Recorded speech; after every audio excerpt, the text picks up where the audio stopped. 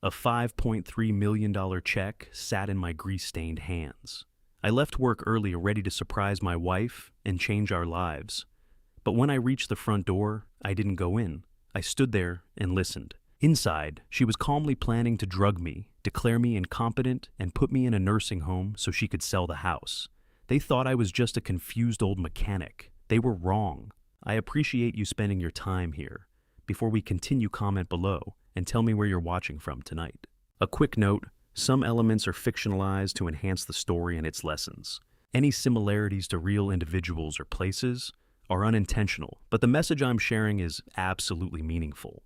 My name is Caleb Thornton. I am 70 years old, forged by oil steel and the rhythm of engines. My hands are thick with calluses, the skin split and hardened from 50 years of turning wrenches. I am a black man in America who learned young that you lower your head, work twice as hard, and still expect half the credit. I believe that kind of discipline built a solid life. I believe sacrifice earned respect. I believe my family understood what I had given them. I was wrong. I stood outside First National Bank with the sun burning the back of my neck. Men in tailored suits brushed past me without a glance. Women with polished shoes and leather handbags avoided eye contact. They saw grease-stained coveralls and decided my value in a second. A laborer, a nobody. They had no idea the check trembling in my hands was worth $5.3 million. It was not luck, not charity, not a lottery miracle. It was justice delayed for 30 long years. 3 decades earlier, I was a young mechanic in a massive auto plant. I spotted a flaw in the transmission assembly, subtle but costly. I designed a correction, clean, efficient. It improved fuel economy and reduced wear. I presented it to my supervisors with pride. They smiled, they patted my shoulder, they took my drawings. A month later, I was fired over a trivial infraction. 6 months after that, my design appeared in every new model rolling off the line. When I demanded recognition, they dismissed me. Said a black mechanic with only a high school diploma could not possibly engineer something that refined. They stole my idea and called me uneducated for daring to claim it. They did not just steal my work, they stole my mind. I spent every spare dollar on attorneys. 30 years of depositions, filings, and hearings. 30 years of being called obsessed. My wife, Natasha, said I was pouring money into a hole that would never fill. Today the court order was final. The corporation settled. I had won. I folded the check with care and tucked it into my shirt pocket close to my heart. I did not deposit it. Not yet. I wanted to see Natasha's face when I showed her. I wanted to see pride instead of disappointment. Natasha is 65, still beautiful, still sharp. But her hunger for more has always outpaced what I could provide. She envies neighbors with newer cars, friends who cruise the Mediterranean. I worked double shifts to buy her that house. It was never enough. I thought this check would finally silence the sighs. I stopped at a liquor store and bought the most expensive bottle of wine on the shelf, $500 for fermented grapes. I do not drink, but she does. Tonight, I would be the hero. I pulled into the driveway at 4 o'clock, an hour early, to surprise her. But a silver BMW blocked the garage, Cameron's car. My son-in-law, 35, smooth, polished, arrogant. He calls me Pops like I am slow. Since he married my daughter Kenya, she has looked at me differently through his eyes. Like I am a relic in dirty boots. I parked on the street and walked to the door. The house was quiet, curtains drawn. Then I heard it. Laughter. Not warm laughter, not joyful. It was sharp, cruel, predatory. Cameron's voice rose above the rest. "I can't believe he bought that story," he said, choking on his own amusement. "The old fool actually thinks I respect his opinion on the market." Then I heard Kenya, my daughter. Her voice cut through the room, sharp as broken glass. "He's getting worse, Cameron. Yesterday he forgot where he put his glasses. It's embarrassing. Last week at the club, he tried to fix the waiter's table leg. I wanted to disappear. We need to do it soon, Mom." My heart slammed against my ribs. I waited. I waited for Natasha to correct her, to defend me, to say, "That's your father." Glasses clinked, liquid poured, expensive wine. Then Natasha spoke. "Don't worry," she said smoothly, the tone she used when she wanted something. "The old man trusts me completely. He's simple. He works. He comes home. He sleeps. He doesn't ask questions." The check in my pocket turned to ice against my chest. I pressed my ear closer to the wood. "So, when do we start?" Cameron asked. "I need this fast, Natasha. I've got people breathing down my neck. That house is sitting on a gold mine. The market's peaking. We can pull 800 grand in cash. 800,000. They were talking about my house, the one I paid for. The deck I built with my own hands. We have to be careful, Natasha replied. We can't sell it while he's competent. He'd never agree. He says he wants to die in that house. Cameron snorted. He might get his wish. No, Natasha said. Too messy. We need legal guardianship. We prove he's mentally unfit. I have a plan. I stopped breathing. The street behind me was still. A bird chirped in the oak tree I planted the day Kenya was born.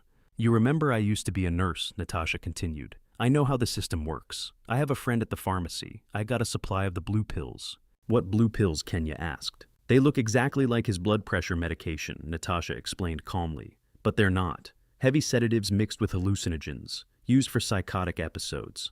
In a healthy person, confusion, memory loss, tremors, paranoia. My hand drifted to my chest. Every morning, I swallow a white pill beside my coffee.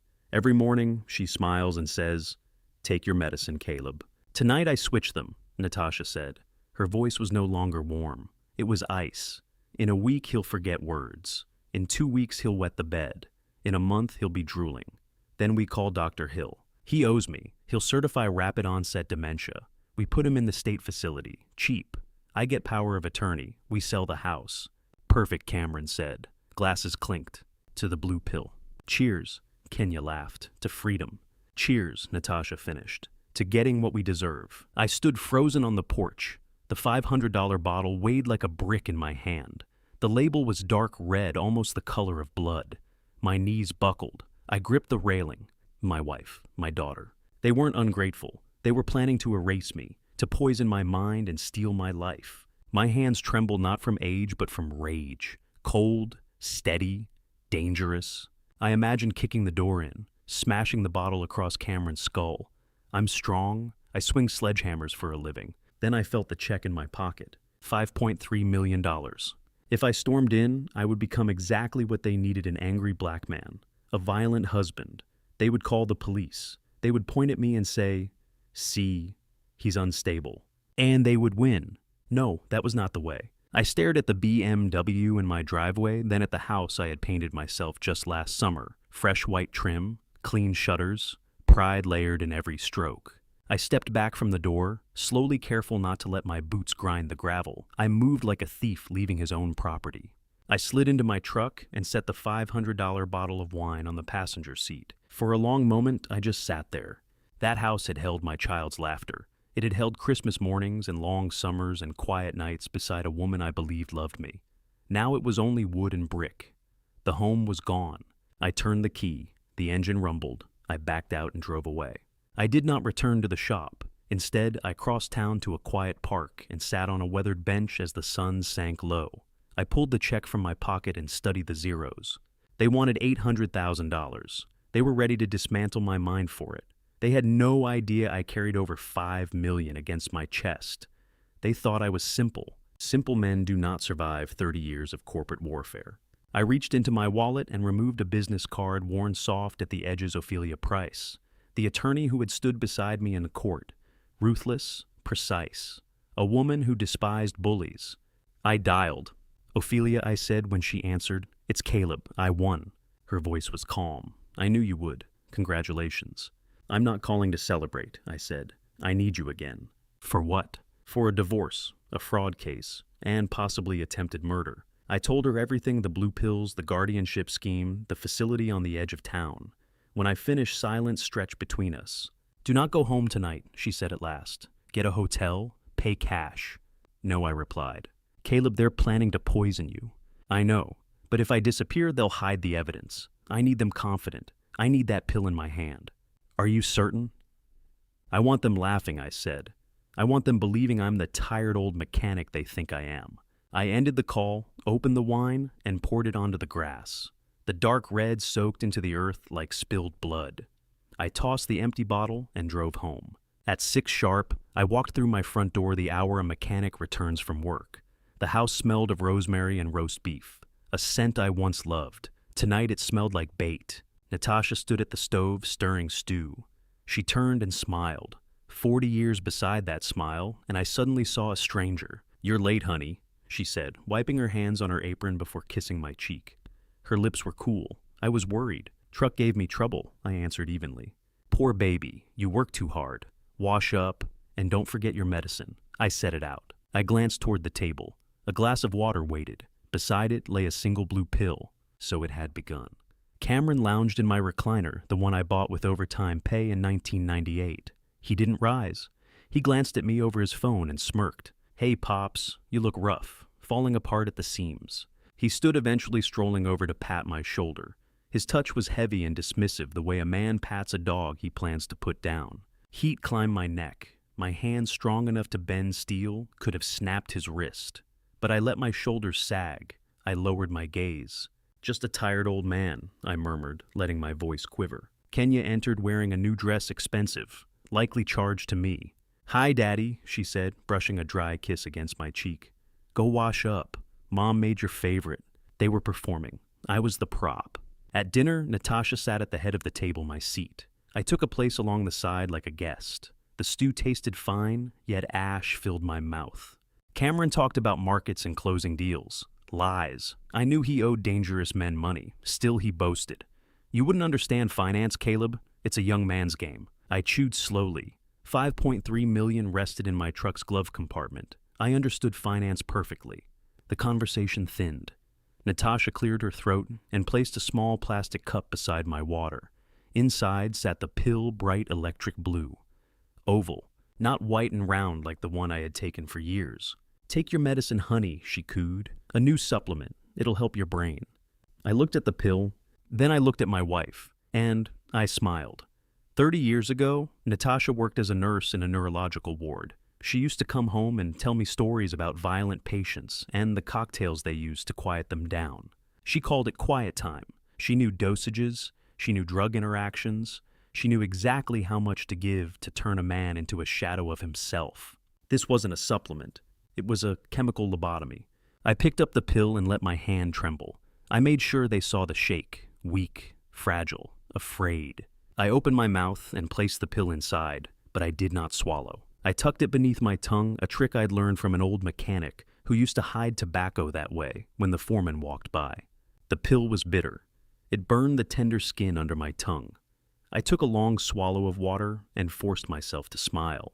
There, I said, all gone. Good boy, Natasha murmured, patting my hand. Now, go lie down. You look exhausted. I shuffled down the hallway and locked myself in the bathroom. I turned on the faucet and coughed loudly. Then I spit the dissolving blue pill into a tissue. The dye bled across the paper like ink in water. I flushed it and watched it swirl away. If I had swallowed it, I would have been finished. I stared at myself in the mirror. My eyes were steady, my jaw firm. I was not confused. I was not weak. I went to bed fully dressed beneath the covers and waited. By 2 a.m, the house was silent. I lay on my side, breathing slow and even pretending to be drugged into oblivion. The bedroom door creaked open. A thin blade of light cut across the floor. Lavender lotion drifted through the dark. Natasha. She moved carefully to my nightstand. She knew exactly where my wallet was. I heard leather scrape against wood. The zipper slid open. My heart pounded so loudly I feared she would hear it. She was stealing from me. I heard plastic slide free, my debit card, the one tied to my pension, the only account I used for daily expenses. She replaced the wallet and stood over me. I could feel her gaze on my face. I wondered if she remembered our wedding day, if she remembered nights counting coins to buy groceries. Sleep tight, old man, she whispered. No warmth, no love. The door clicked shut. I opened my eyes to the dark. A single tear slipped into my ear. Not grief. Rage. Morning came bright and cheerful. A lie. I dressed and walked into the kitchen. Natasha stood at the stove, humming softly as coffee brewed. She looked content. Victorious. Good morning, Caleb, she said sweetly. How did you sleep? Like the dead, I replied. I sat down and patted my pockets, checked my shirt, stood up and looked around the floor. What's wrong? She asked, sipping coffee, watching me over the rim. My wallet, my card's gone. I used it yesterday for gas. Now it's gone. She sighed theatrically. Oh, Caleb, not again. First your glasses, now your card. You're always misplacing things lately.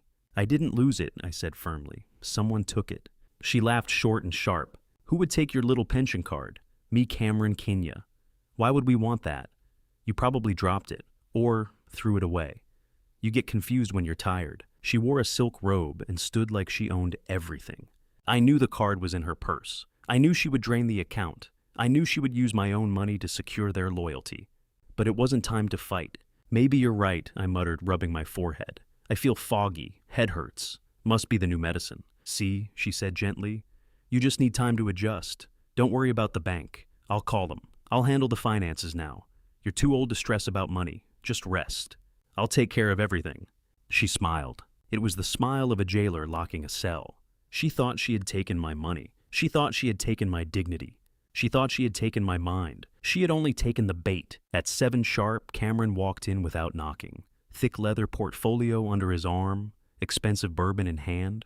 He tossed his keys onto the granite counter with deliberate force. Metal clanged against stone. He was testing me.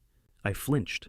I made sure he saw it. "Hey, Pops," he said loudly, like addressing a deaf dog. I looked up from my plate with wide, uncertain eyes. He grinned, and the game continued. Cameron pulled out a chair and sat directly across from me. He placed the thick leather portfolio on the table and nudged it forward just enough for me to read the tab. Property valuation and liquidation strategy. He didn't bother hiding it. He wanted me to see it. He wanted me to understand that my home, my life, was already reduced to a calculation. Natasha entered from the kitchen carrying roast potatoes. She smiled at Cameron, a warm, genuine smile I hadn't seen directed at me in 2 decades. "Hello, darling," she said. "Long day." Cameron loosened his tie and poured himself a drink without asking. "Brutal," he replied. "The market's shifting. We need to move assets before the bubble bursts." He looked straight at me when he said it. His eyes were pale and cold. He took a sip of bourbon and surveyed the dining room. The oak cabinets I installed, the molding I cut by hand, the fixtures I repaired year after year. "This place is a time capsule," he said. "Smells like 1980. We'll gut it. Open concept, modern lines. Toss all this junk." Junk. I lowered my eyes to my plate. My fork tightened in my hand. That junk was overtime shifts. That junk was calloused hands and midnight repairs. "What's that?" he asked, suddenly pointing at the sketchbook near my elbow. I had brought it out of habit. I sketched while I ate. It was how I thought. Pages filled with gear ratios, fuel systems, valve timings. The same notebook that held the original transmission design they had stolen 30 years ago. The same design that had just won me $5 million. It's nothing, I said, trying to slide a napkin over it. Just drawings. Cameron snatched it away. "Let's see." He flipped through the pages and laughed a dry, hacking sound. "Kenya, look at this. Your dad sits around drawing circles and lines." Kenya leaned in. She studied the detailed schematics. For a second, I hoped she would recognize the precision. I remembered helping her with geometry using those same angles and arcs. She rolled her eyes. "Daddy, you're still playing with that stuff." Cameron tossed the notebook back. It landed open a page of intricate fuel injection diagrams exposed. "Pops," he said, leaning back. "We're in the age of AI. Computers design engines in seconds. Nobody uses pencils anymore. This is garbage. You're obsolete." Obsoleta. The same word the executives used when they fired me. They were wrong then. Cameron was wrong now. I wanted to tell him that this garbage had defeated a billion-dollar corporation in federal court. I wanted to tell him my so-called obsolete brain was worth more than everything he owned. Instead, I stared at my plate. "You're probably right," I muttered. "Just an old man with a pencil." "Exactly." Cameron poured more bourbon. His hand trembled slightly, drunk or wired. His pupils were small and sharp. He leaned forward. His elbow struck his wineglass. Time slowed. The tall crystal goblet tipped. Dark red wine surged over the rim and spilled across the table straight onto the open sketchbook. "No," the word tore out of me. I reached but too late. The wine soaked into the paper, bleeding through the pages. White turned purple. Ink dissolved, lines blurred, calculations melted into stains. That book wasn't scrap. It was proof. It was history. It was the only physical evidence left of the years I spent fighting to be heard. Cameron didn't apologize, didn't reach for a towel. He watched. "Oops," he said flatly. My hands began to shake. This time it wasn't an act. I turned to Kenya. Surely she would see the disrespect. She giggled. "Oh, Cameron, you're so clumsy," she said lightly. Then she looked at me. "It's just scrap paper, Daddy. We can buy you a coloring book if you want to draw." Scrap paper. The room felt airless. The ticking clock on the wall grew loud. Tick, tick, tick. I looked down at the steak knife beside my plate, heavy, serrated, wooden handle worn smooth by years of use. I picked it up. My knuckles whitened around the grip. I looked at Cameron's throat, exposed as he laughed at something Natasha whispered, a vein pulse beneath his skin. One strike. That was all it would take. One strike to silence that laugh. One strike to carve respect into him. My forearm tightened, muscles coiled. I could feel the violence pressing against my ribs, demanding release. I began to lift the knife. Then I glanced through the dining room window. The streetlight had flickered on, casting a pale glow over my old Ford truck in the driveway. The glove box was shut, but inside it sat a check for $5.3 million. If I struck Cameron now, I would lose everything. Prison, confiscation, ruin. They would take the money. They would take the house. They would call me violent, unstable. They would say the medication was justified. I drew in a slow, shaking breath, forced my fingers to open. The knife slipped from my grip and clattered against the china plate. The sharp metallic crack echoed like a gunshot. The room fell silent. 3 pairs of eyes fixed on me. "I'm sorry," I murmured, lowering my head. "My hands are slippery. I'm clumsy." Cameron smirked. "Careful, Pops. Sharp objects aren't for you. You might hurt yourself." Natasha rose without a word. She picked up my soaked sketchbook. The pages sagged in her hand. "I'll throw this away," she said calmly. "It's ruined. You don't need it, just clutter." She crumpled the wet drawings and tossed them into the trash like a used napkin. 30 years of proof, gone. "I can't eat," I said quietly. "My stomach hurts." "Go lie down," Natasha replied, already refilling Cameron's glass. "Big day tomorrow. We're seeing Dr. Hill." Of course we were. My legs felt heavy as I stood. I left the room. Their voices resumed before I reached the hallway. Kitchen renovations, market timing. They were already spending the profits from selling my house. I didn't go to the bedroom. I went outside. The garage was cold and dim, thick with the smell of oil and sawdust. My tools hung in perfect order along the wall. My workbench stood clean and solid. This was the only place I still felt like myself. I locked the door and leaned against the bench. The sob I'd been holding back tore loose, shaking my chest. I wiped my face with a shop rag. Then I reached behind the tool chest and pulled out the burner phone I'd bought with cash 3 days earlier. Natasha tracked my regular phone. She'd installed an app claiming it was for safety. I dialed Ophelia. She answered immediately. "Price, it's Caleb. Are you safe?" "I'm in the garage. They're inside drinking my wine and planning my funeral." "Did you take the pills?" "Number 1, I spit them out, but they destroyed my drawings. Cameron brought valuation papers. They're ready to sell." Her voice hardened. "Focus? Anger is a luxury. You're a soldier behind enemy lines." I almost lost control. "That's what they want," she said. "They want you to snap. You do that, you lose the money. The check's in my truck." "Good. Don't deposit it. If it hits a joint account, she gets half instantly. We secure it first." "How?" "I'm creating a blind trust. We move the funds there. Untouchable. But we need to meet. I need your signature and any evidence." "When?" "Tonight. Can you slip out?" "They're drunk. Soon. Meet me at the all-night diner on 4th. 3 a.m., wear a hat, park behind the building." She paused. "And Caleb, don't drink anything they give you. Nothing. Use the garage tap if you're thirsty." "I understand." "One more thing," she said. "Why now?" I looked at the shadowed house beyond the garage door. "Because they're hungry," I answered. "They're wolves. They think I'm wounded." A brief silence. They forgot something Ophelia said. "What?" "Rams have horns." For the first time that night, I smiled. I hung up and hid the phone. At the utility sink, I turned on the tap. The water was cold and metallic. I drank from my hands. It tasted like survival. I unlocked the door and went back inside. The lights were low. Cameron lay sprawled on the couch, snoring, mouth open. Pathetic. I stepped past him and entered the bedroom. Natasha was already in bed. She was pretending to sleep. Her breathing was too steady, too controlled. I lay down beside her and the dark eyes open. The war had begun. I changed into my pajamas and slipped into bed beside the woman who had planned to erase my mind. The house creaked softly in the dark. I lay still, staring at the red glow of the alarm clock. 100, 200, 2:30. Time. I eased out of bed without a sound. Dark coveralls, boots, hat. I moved through the hallway like a shadow, past Cameron snoring on the couch, past Kenya's old bedroom door, out the back entrance. The night air was sharp and cold. Clouds swallowed the moon. Good weather for secrets. I climbed into my truck but didn't start it. I shifted into neutral and let it roll down the driveway. Gravel whispered beneath the tires, muted by the wind. 2 blocks away, I turned the key. The engine roared alive, loud, defiant. I drove toward 4th Street, toward the woman who would help me sharpen my horns. I was not prey. I was Caleb Thornton, and this was war. Earl's Diner glowed weakly at 3 in the morning. Neon flickered like it was fighting to stay alive. Truckers and sleepless souls filled the booths. Ophelia Price sat in the back, immaculate in a razor-sharp suit. She looked like a predator among strays. Her eyes found me instantly. I slid across from her and placed the thick envelope on the table. My hand stayed on it. "You look terrible," she said, signaling for coffee. "I slept next to someone poisoning me," I replied. "I spat out a blue pill tonight that would have turned me into a vegetable."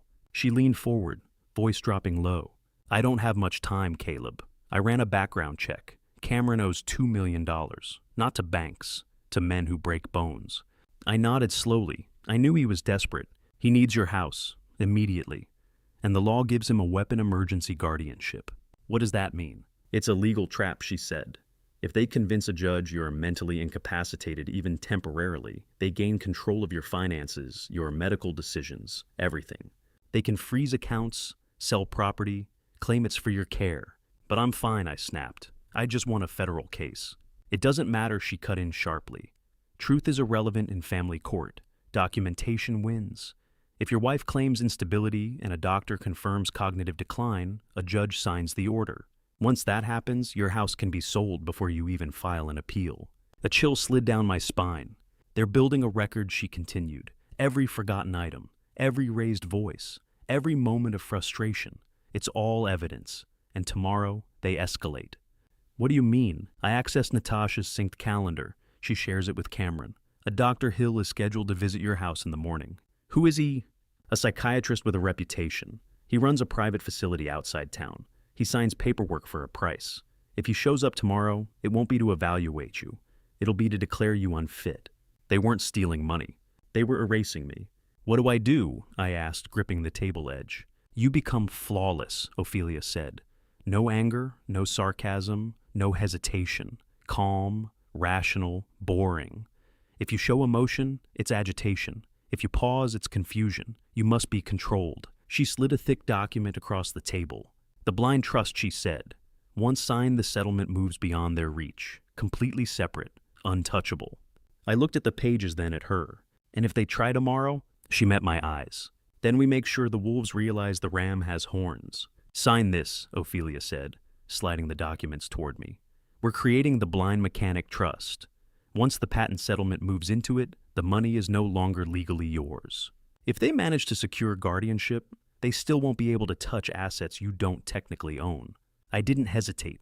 I signed where she pointed. My hand didn't shake, not once. I slid the check across the table. "Keep it safe," I said. "I will," she replied. "Now go home. Get back in without being noticed. And Caleb." "Yes, tomorrow morning, you're fighting for your life. Don't blink." I drove back under a moonless sky. 2 blocks from the house, I killed the engine and let the truck roll the rest of the way. I slipped inside undetected and climbed into bed. Natasha shifted and murmured something about money. I didn't sleep. I watched dawn bleed into the room. At 9 sharp, the doorbell rang. I was already seated in the living room, with the newspaper open posture, straight expression, calm, clean shirt, fresh shave, steady hands. Natasha answered the door in her church dress voice, coated in syrup. "Oh, Dr. Hill, thank you for coming on such short notice. We're so worried about him."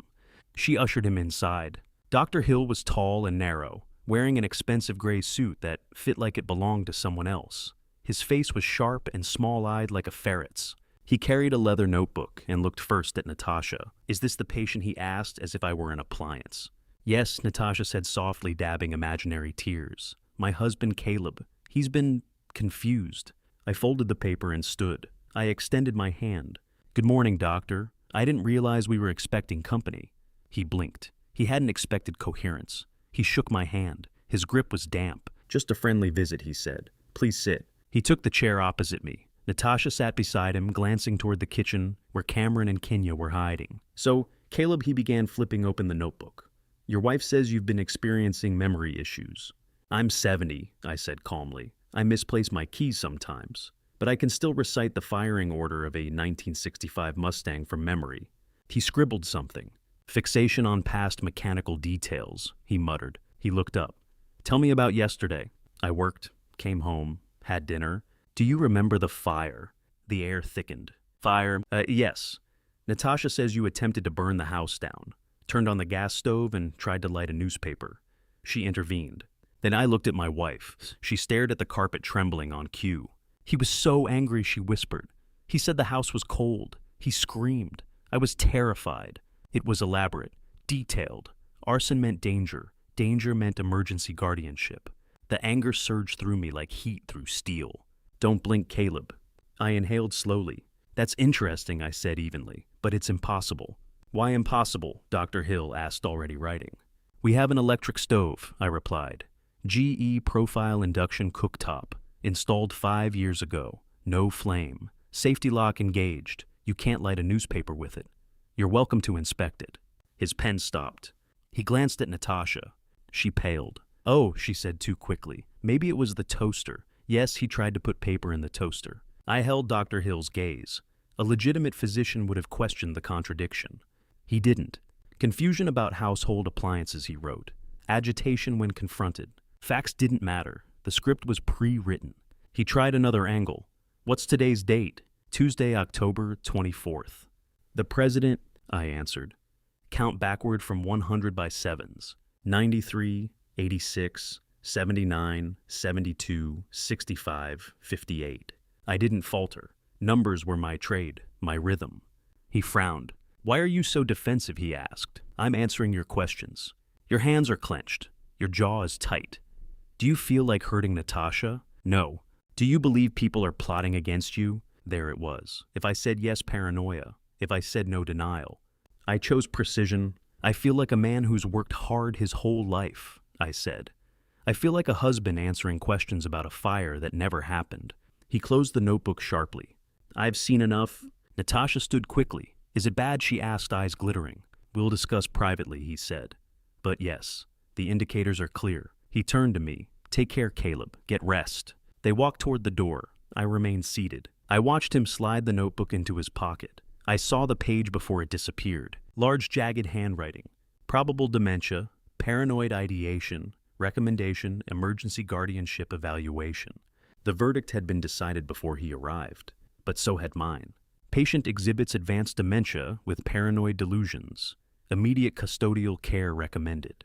Danger to self and others. He had written the diagnosis before he ever stepped inside my house. My answers hadn't mattered. The electric stove hadn't mattered. The math hadn't mattered. They had purchased the verdict. I sat in the silence after they left, listening to whispers drift from the porch. Cameron laughed. They thought the trap had closed. They believed I would shuffle quietly into a state facility drugged and harmless. They were right about one thing. I was dangerous, just not to myself. I walked into the kitchen, took a sealed bottle of water from the fridge, cracked it open and drank. Then I stepped into the garage. I needed tools. I needed to think. Because tonight they would try to take me. And I would be ready. I sat on a milk crate behind a stack of old tires when my burner phone buzzed. Ophelia's voice came tight and urgent. Do not take your truck. Do not take your phone. What? My tech checked the shared cloud account. They installed a tracking app on your cell yesterday, and Cameron placed a GPS tag under your rear bumper. They're monitoring you. If you go downtown, they'll know. If you step into a lawyer's office, they'll know. A chill ran through me. I wasn't just trapped in my house. I was tracked in my own life. I looked at my truck, 20 years of loyalty, now a spy. My regular phone blinked on the bench, a silent beacon announcing my location. I need to deposit the check, I said. You need the blind trust first, Ophelia replied. The paperwork's ready at First National. Manager's name is Mr. Sterling. He's briefed. But if Natasha sees you heading downtown, she'll call Dr. Hill. They'll claim you're wandering. Police will intercept you. I ended the call and stared at the check in my pocket. $5.3 million. Freedom if I could reach it. I needed a decoy. I grabbed my regular phone and drove my Ford slowly down the street. Speed limit. Predictable. Exactly where a confused old man might go on a weekday morning. I drove to Otis's repair yard. Otis had been my friend since Vietnam. One eye, solid heart. He shut off his welding torch the moment he saw my face. "I need a favor," I said. No questions. "Done," he answered. I handed him my phone. "Take this to the park. Sit by the duck pond for 2 hours. Then come back." He nodded. "And I need your truck." He glanced at his rusted Chevy. No bumper. Paint peeling.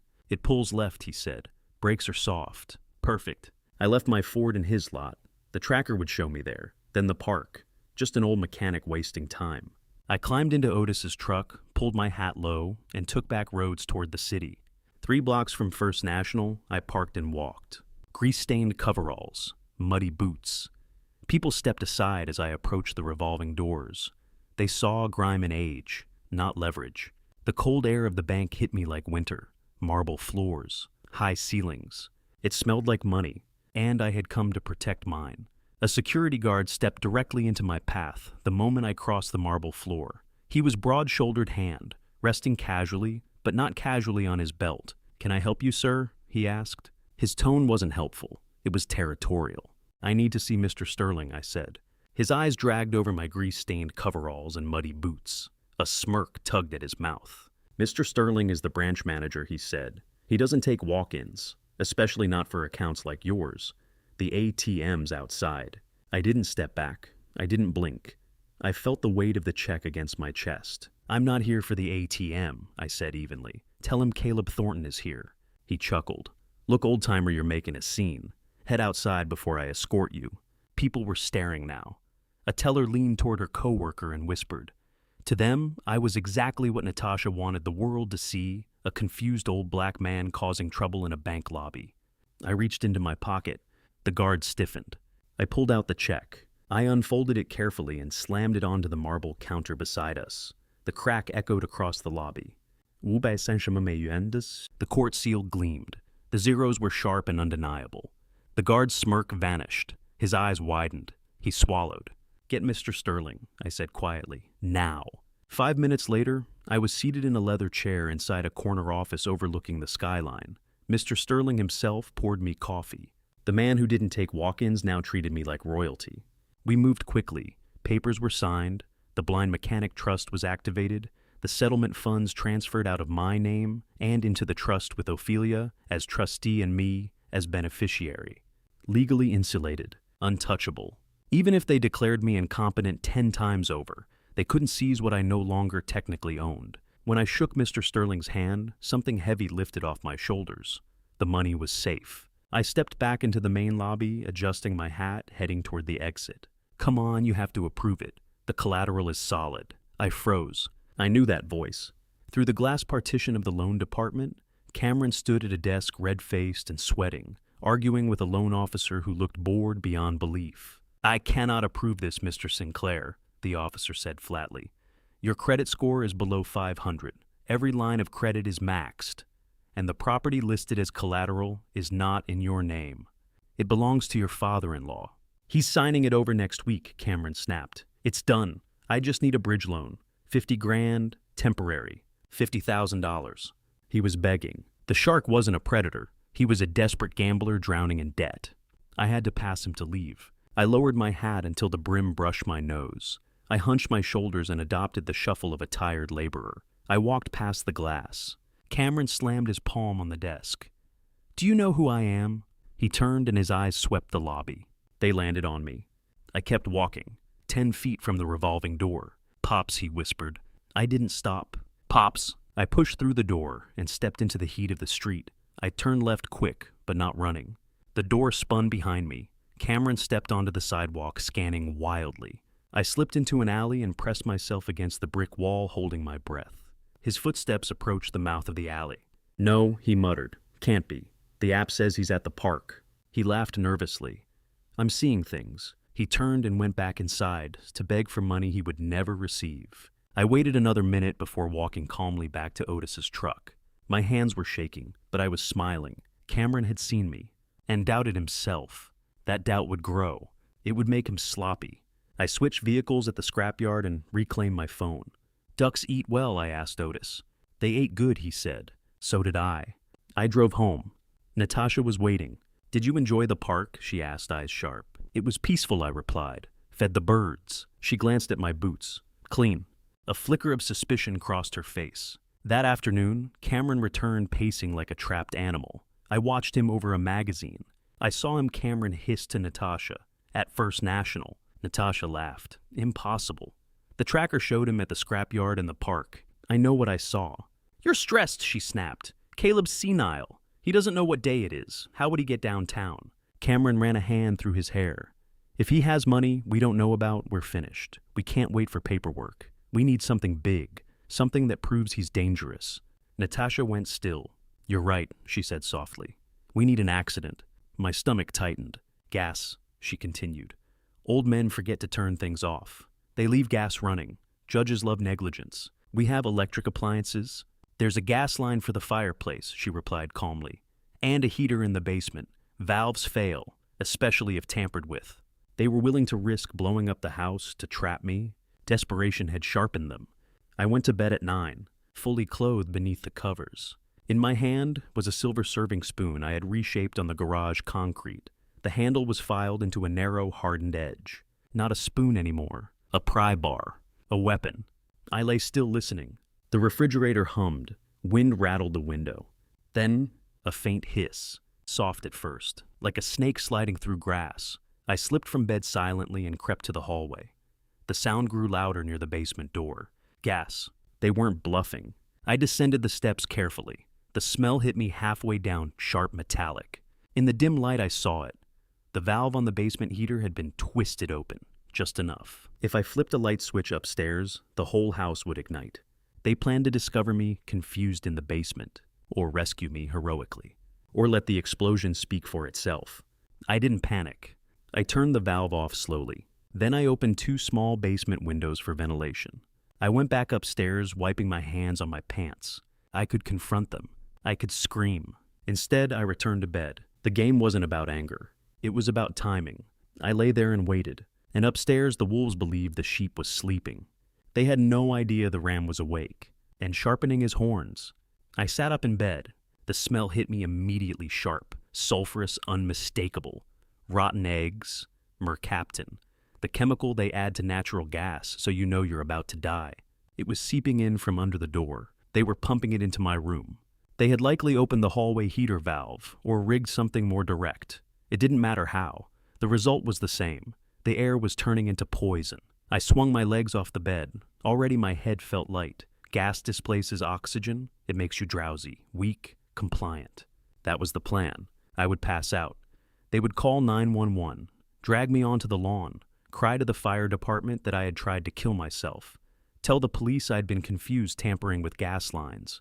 A tragic old man. A perfect narrative. I rushed to the window and shoved at the sash. It didn't budge, painted shut, maybe even screwed in from outside. I slammed my palm against the glass. Double-pane thermal glass, strong enough to resist casual force. Breaking it would take time and noise. Noise would alert them.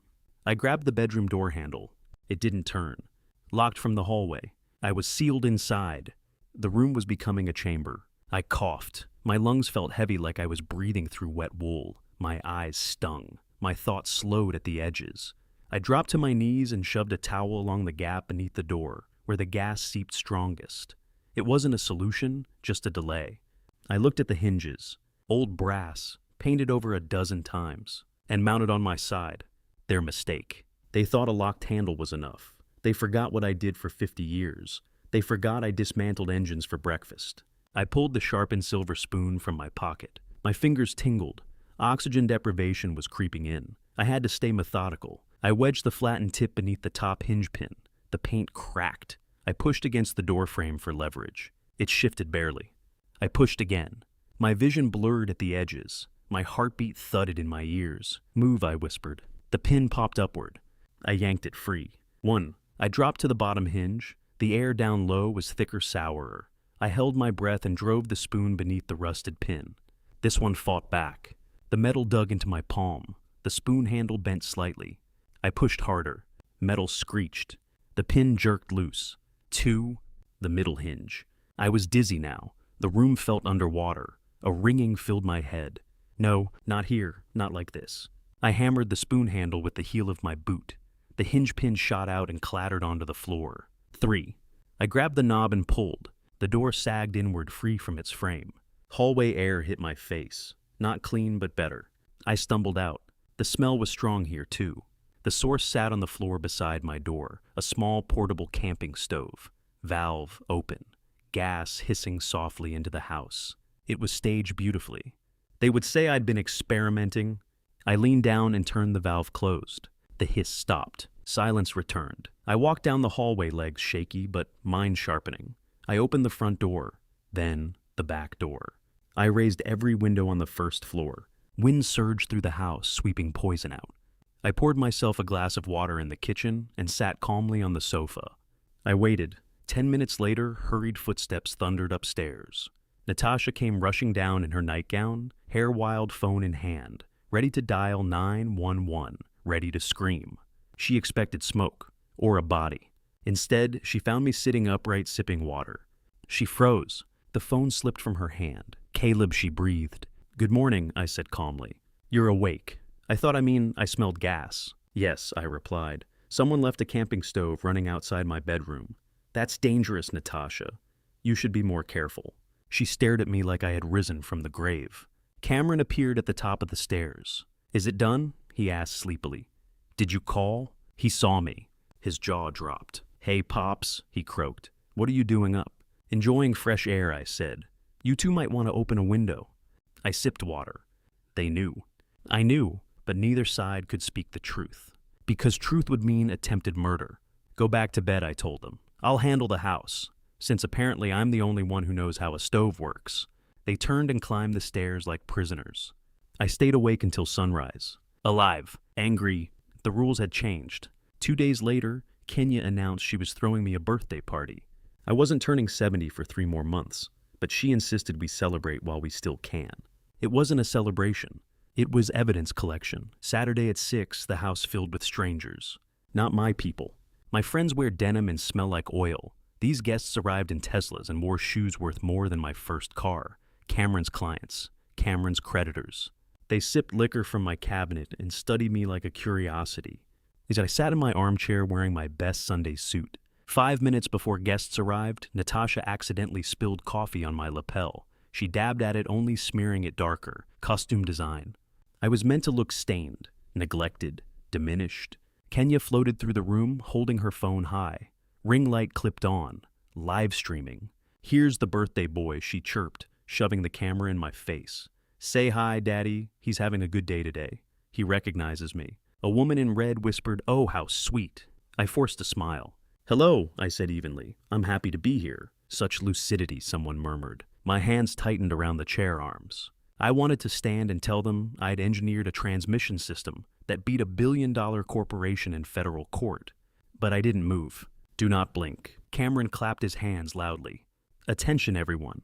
The room quieted. He wrapped an arm around Kenya like they were posing for a lifestyle magazine.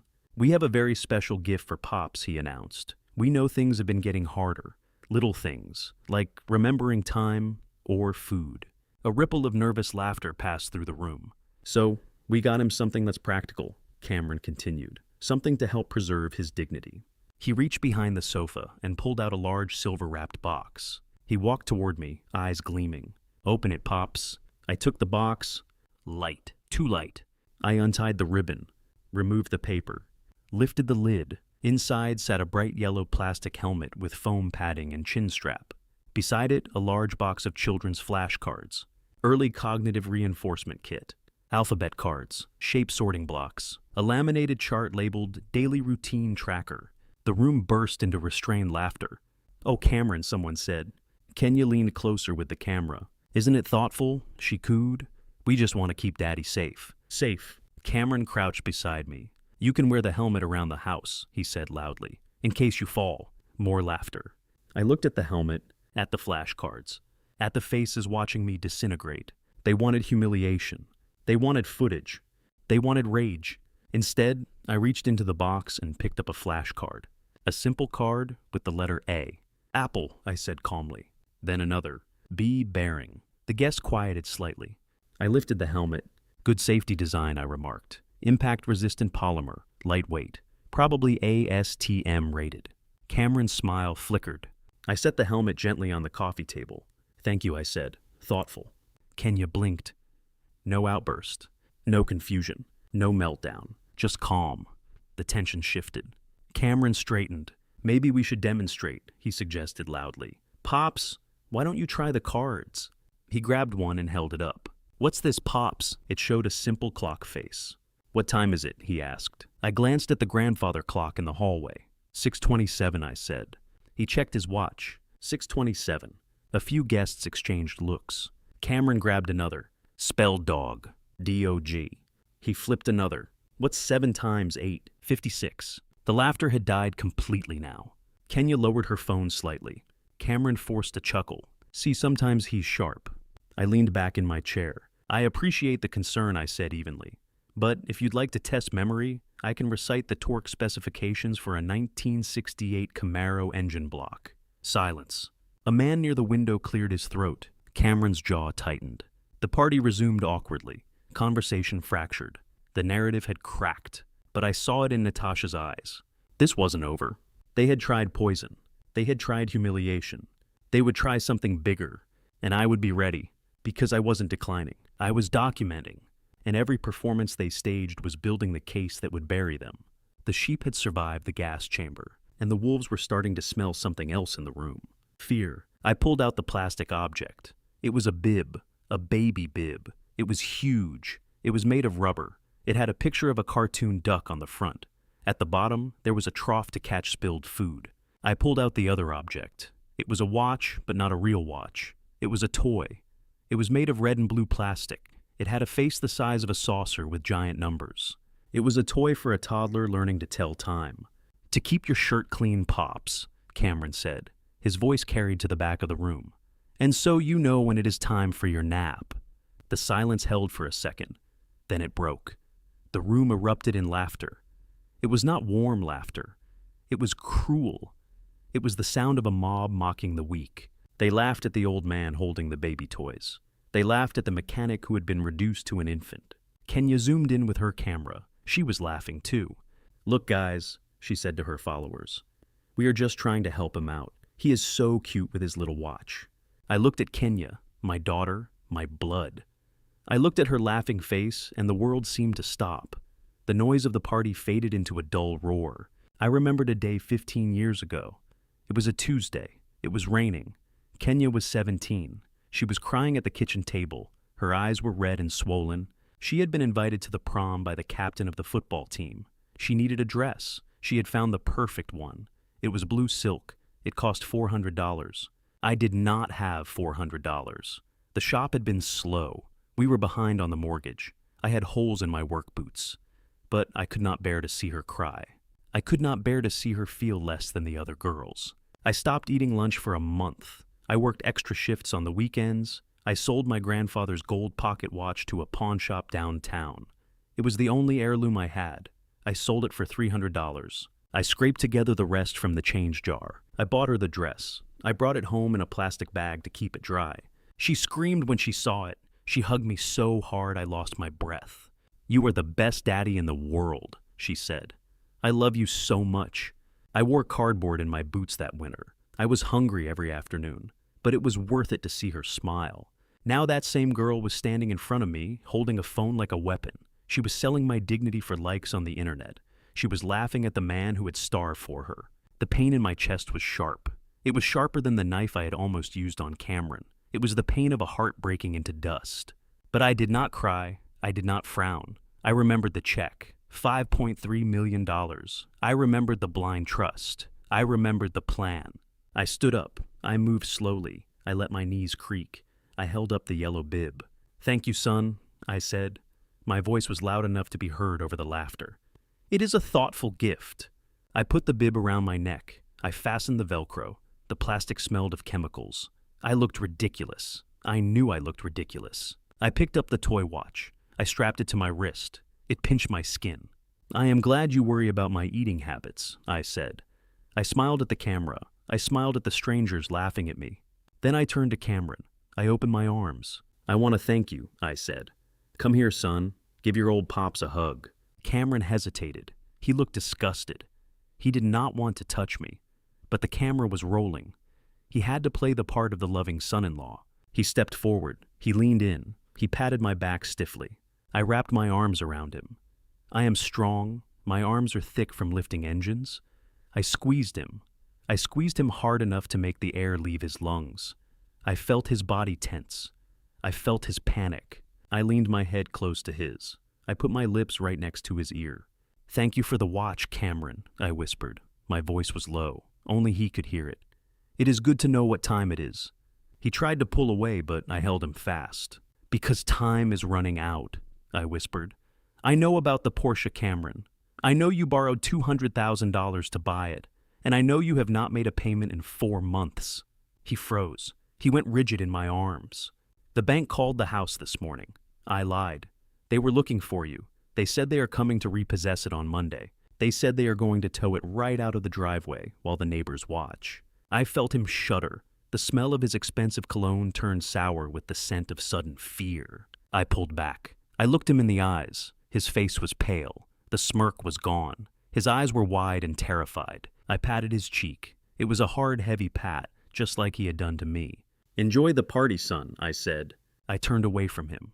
I looked at Kenya. She was still filming, but her smile had faltered. She saw Cameron's face. She saw the fear. She did not understand what had happened, but she knew the script had changed. I walked to the table where the cake was sitting. It was a big cake. It had a number 70 on it in icing. I cut myself a slice. I ate it with a fork. I made sure to drop a crumb on the yellow bib. I looked at Cameron across the room. He was leaning against the wall. He was drinking whiskey straight from the glass. He was checking his phone frantically. He was checking his bank accounts. He was realizing that the floor was dropping out from under him. He looked up and met my gaze. I chewed my cake. I pointed to the toy watch on my wrist. I tapped the plastic face. "Tick-tock, Cameron. Tick-tock." He mouthed 3 words to me from across the room. "You are dead." I smiled. I lifted my glass of water and a toast. Not yet, I thought. Not yet. The vibration of the burner phone in my pocket felt like an alarm clock waking me from a nightmare. I was in the garage pretending to organize my socket wrenches. I wiped the grease from my hands with a red shop rag and pulled out the phone.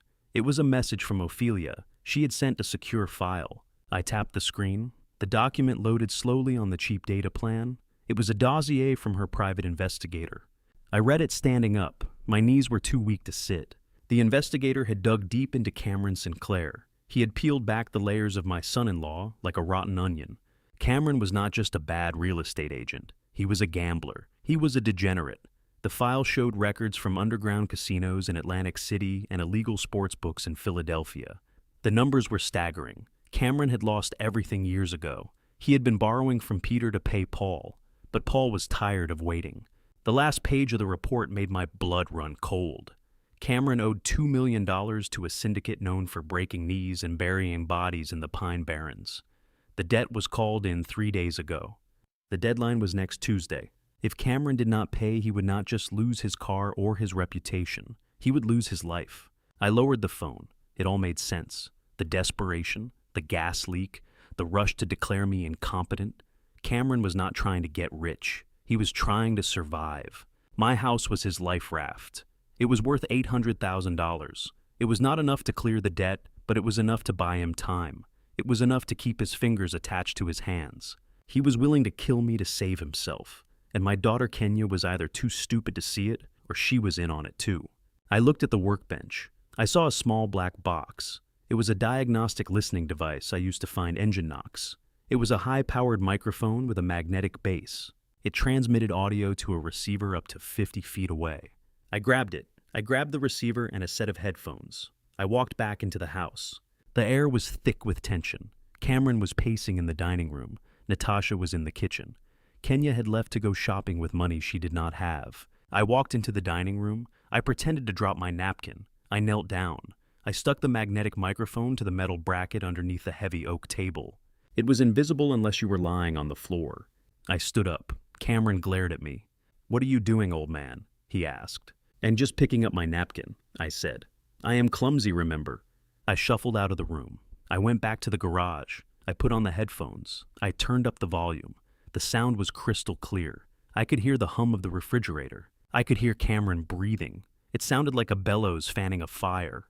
"Mom, come in here," Cameron shouted. "We need to talk." I heard Natasha's footsteps. I heard a chair scrape against the floor.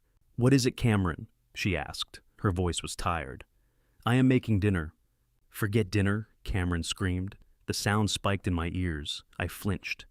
"Forget the food, Natasha. We are out of time. I got a call an hour ago. They know where I live. They know where Kenya shops. They said if I do not have the first installment by Wednesday, they are going to start mailing pieces of me to you." "Cameron, calm down," Natasha said. "We are moving as fast as we can. Dr. Hill submitted the paperwork. The court date is in 2 weeks. 2 weeks, Cameron roared. I do not have 2 weeks. I do not have 2 days. I am a dead man, Natasha. Do you understand that they will kill me, and then they will come for Kenya? Do you want that? Do you want your daughter to be a widow? Or worse?" I heard Natasha gasp. "No, Cameron, of course not." "Then we have to end this," Cameron said. His voice dropped to a hiss. "We cannot wait for the courts. We cannot wait for the state to process the guardianship. We need to liquidate the asset now. And we cannot do that while Caleb is breathing." I sat on my stool in the garage. I gripped the edge of the workbench. I stared at a calendar on the wall. It was a picture of a lighthouse. I focused on the light. "What are you saying, Cameron?" Natasha asked. "You know what I am saying," Cameron said. "The gas did not work. The old fool is like a cockroach. He survived. But we cannot fail again. We need to be direct. We need to be sure." Natasha was silent. I could hear the clock ticking in the dining room. Tick, tick, tick. "You have the pills," Cameron said.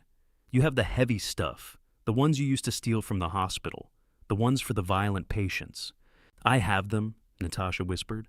"But they are strong, Cameron. Too strong. If I give him too many, his heart will stop."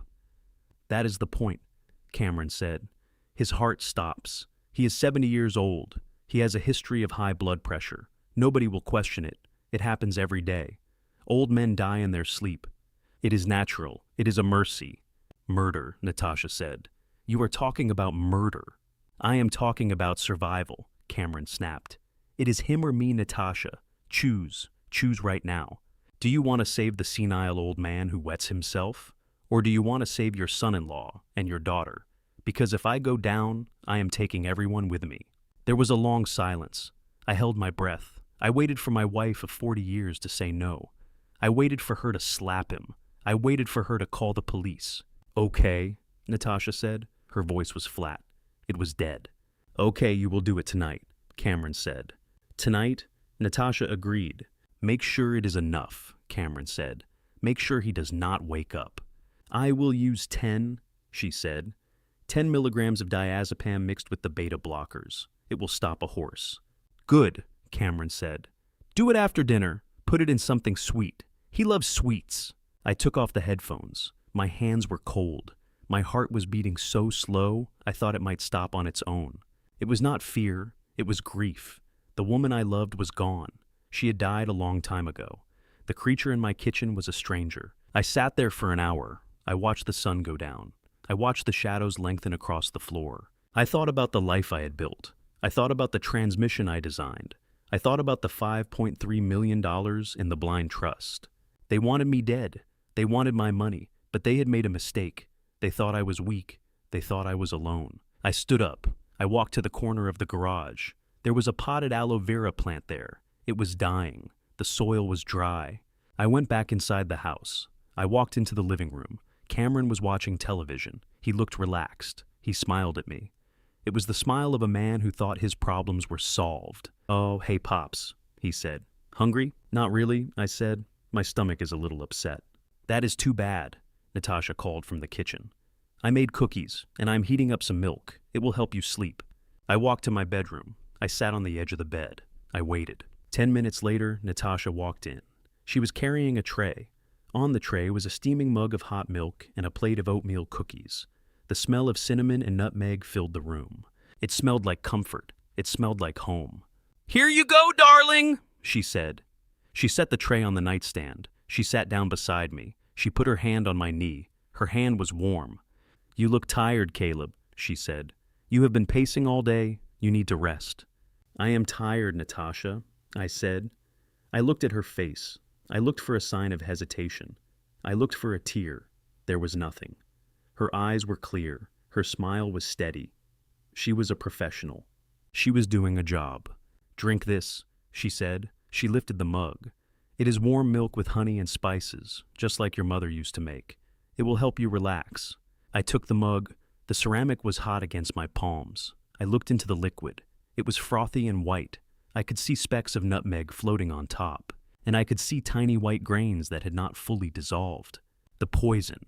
10 pills. Enough to stop a horse. Enough to stop a husband. I lifted the mug to my lips. The steam hit my face. "Drink up," Natasha urged. Her voice was soft. It was a lullaby. "Drink up and sleep." I lowered the mug. I looked at her. "You are so good to me, Natasha," I said. "After all these years, you still take care of me." "I love you, Caleb," she said. The lie rolled off her tongue like oil. "I just want you to be at peace." Peace. That was what she called it. Death was peace. "I will drink it," I said. "But it is too hot right now. I will let it cool for a minute." She hesitated. She wanted to watch me drink it. She wanted to see the Adam's apple bob. She wanted to be sure. "I need to use the bathroom first," I said. I stood up. I took the mug with me. "Where are you going?" she asked sharply. "Just to the bathroom, Natasha," I said. "I am an old man. My bladder is weak. I will drink it while I am in there." I walked into the bathroom. I closed the door. I did not lock it. I turned on the faucet. I let the water run loud. I looked at the mug. I looked at the white death inside. I poured the milk into the sink. I watched it swirl down the drain. I rinsed the cup. I left a little bit of foam at the bottom. I turned off the water. I looked in the mirror. My eyes were hard. The grief was gone. Now there was only the plan. I walked back into the bedroom. I put the empty mug on the tray. "That was good," I said. I wiped my mouth with the back of my hand. "I feel sleepy already." Natasha looked at the empty mug. She smiled. A real smile this time. A smile of relief. A smile of victory. "Good," she said. "Lie down, Caleb. Close your eyes." I lay back on the pillows. I pulled the quilt up to my chin. Natasha stood up. She turned off the lamp. The room plunged into darkness. "Sleep well," she whispered. She walked out of the room. She closed the door. I lay in the dark. I waited for 5 minutes. Then I stuck my finger down my throat and gagged. I made wet retching sounds. I coughed. I spat into a tissue. I made it sound like I was struggling, like I was choking on my own bile. Then I went silent. I let my body go limp.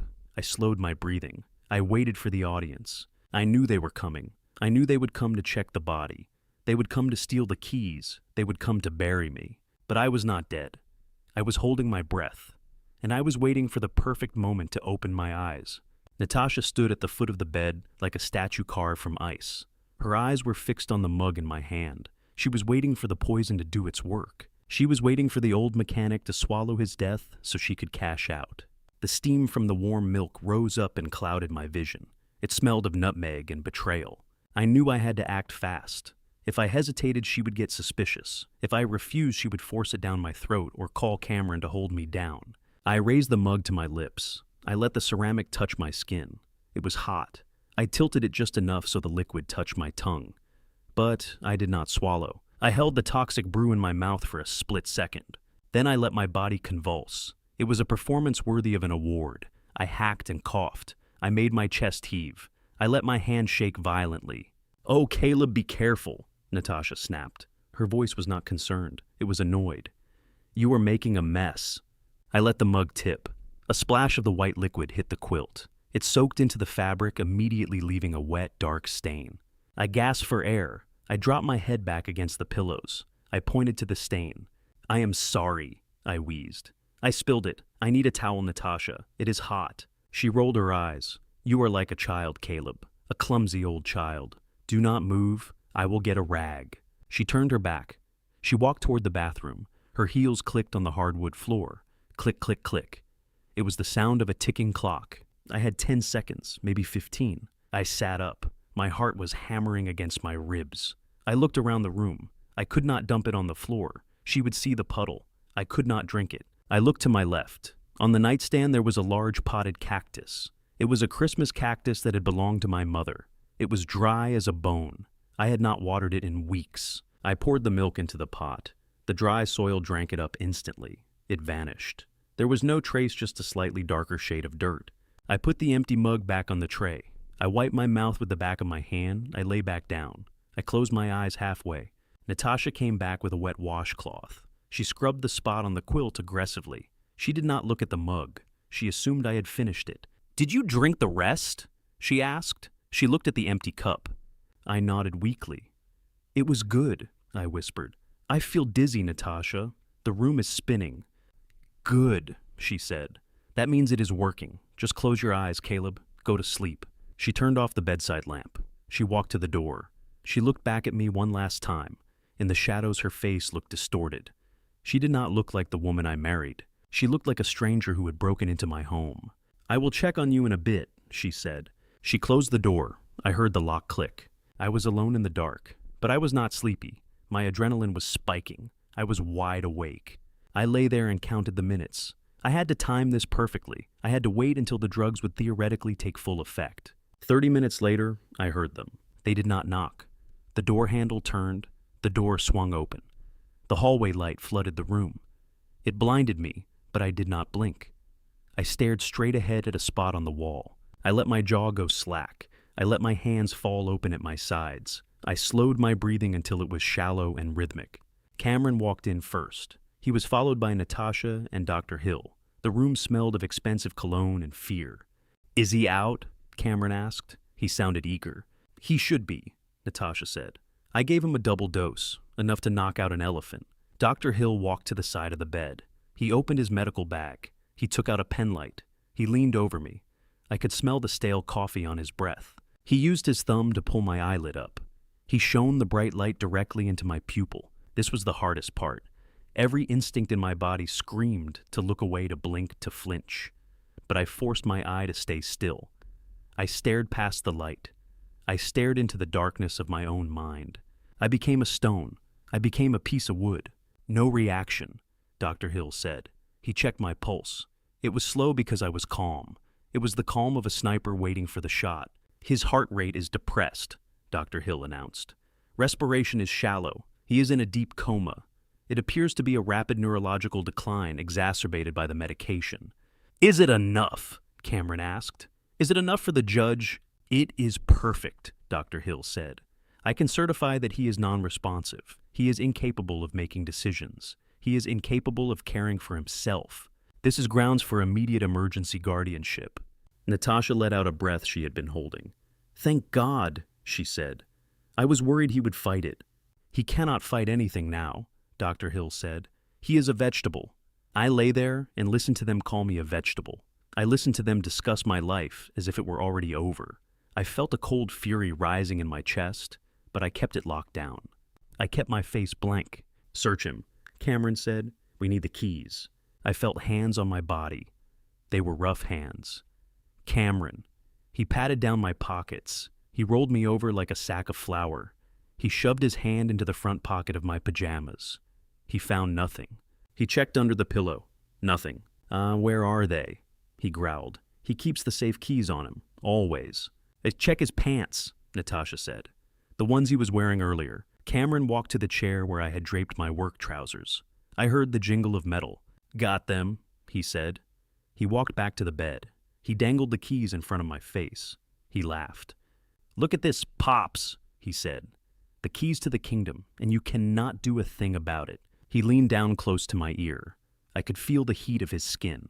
"I am going to sell it all, Caleb," he whispered. "The house, the tools, the land. I am going to sell it all, and I am going to spend every dime, and you are going to rot in a room with padded walls." I felt his spit on my cheek. The urge to reach up and crush his throat was overwhelming. My muscles twitched. Just a tiny spasm in my right arm. "Did he move?" Natasha asked sharply. "No," Cameron said. "He is gone, Natasha. The lights are on, but nobody is home." He stood up. He pocketed the keys. The keys to my safe. The safe where the deed to the house was kept. He thought he had won. He did not know the safe was empty. I had moved the deed and the patent documents to the bank box 3 days ago. All he would find in that safe was a stack of old warranties and a few silver dollars.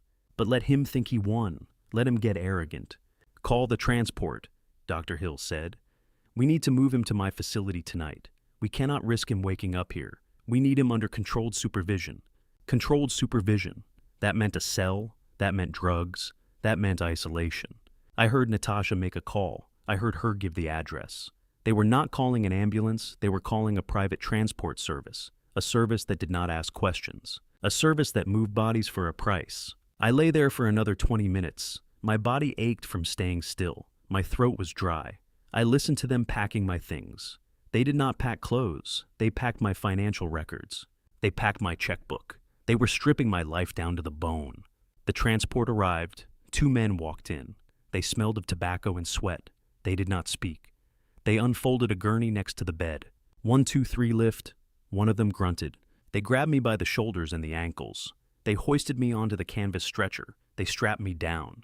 The buckles clicked tight across my chest and my legs. I was a prisoner. They wheeled me out of the bedroom. I stared at the ceiling. I saw the crack in the plaster I had meant to fix last winter. I saw the crown molding I had installed with my own hands. I was leaving my home, the home I had paid for with sweat and blood. They wheeled me down the hall. I passed the pictures on the wall, pictures of Kenya graduating, pictures of Natasha and me on our anniversary, pictures of a family that did not exist anymore. We went through the front door into the night air. It was cold. The wind bit at my face. Cameron and Natasha stood on the porch. They watched me go. They did not look sad. They looked relieved. They looked like they were taking out the trash. "Call me when he is settled," Natasha said to Dr. Hill. "I will," Dr. Hill said. "Do not worry. He will be well taken care of." They lifted the gurney into the back of a black van. It had no windows. It looked like a hearse. The door slammed shut. I was in darkness. The engine started. The van began to move. I squeezed my eyes shut. I pictured my house one last time. I pictured the porch where I drank my coffee. I pictured the garage where I built my engines. They thought this was the end. They thought they were sending me away to die. They were wrong. I felt the vibration of the road beneath me. I focused on the rhythm of the tires. I focused on the anger burning in my gut. It was a clean fuel. It burned hot and bright. "I am coming back," I whispered into the darkness. "I will return, and when I do, I will bring the storm with me."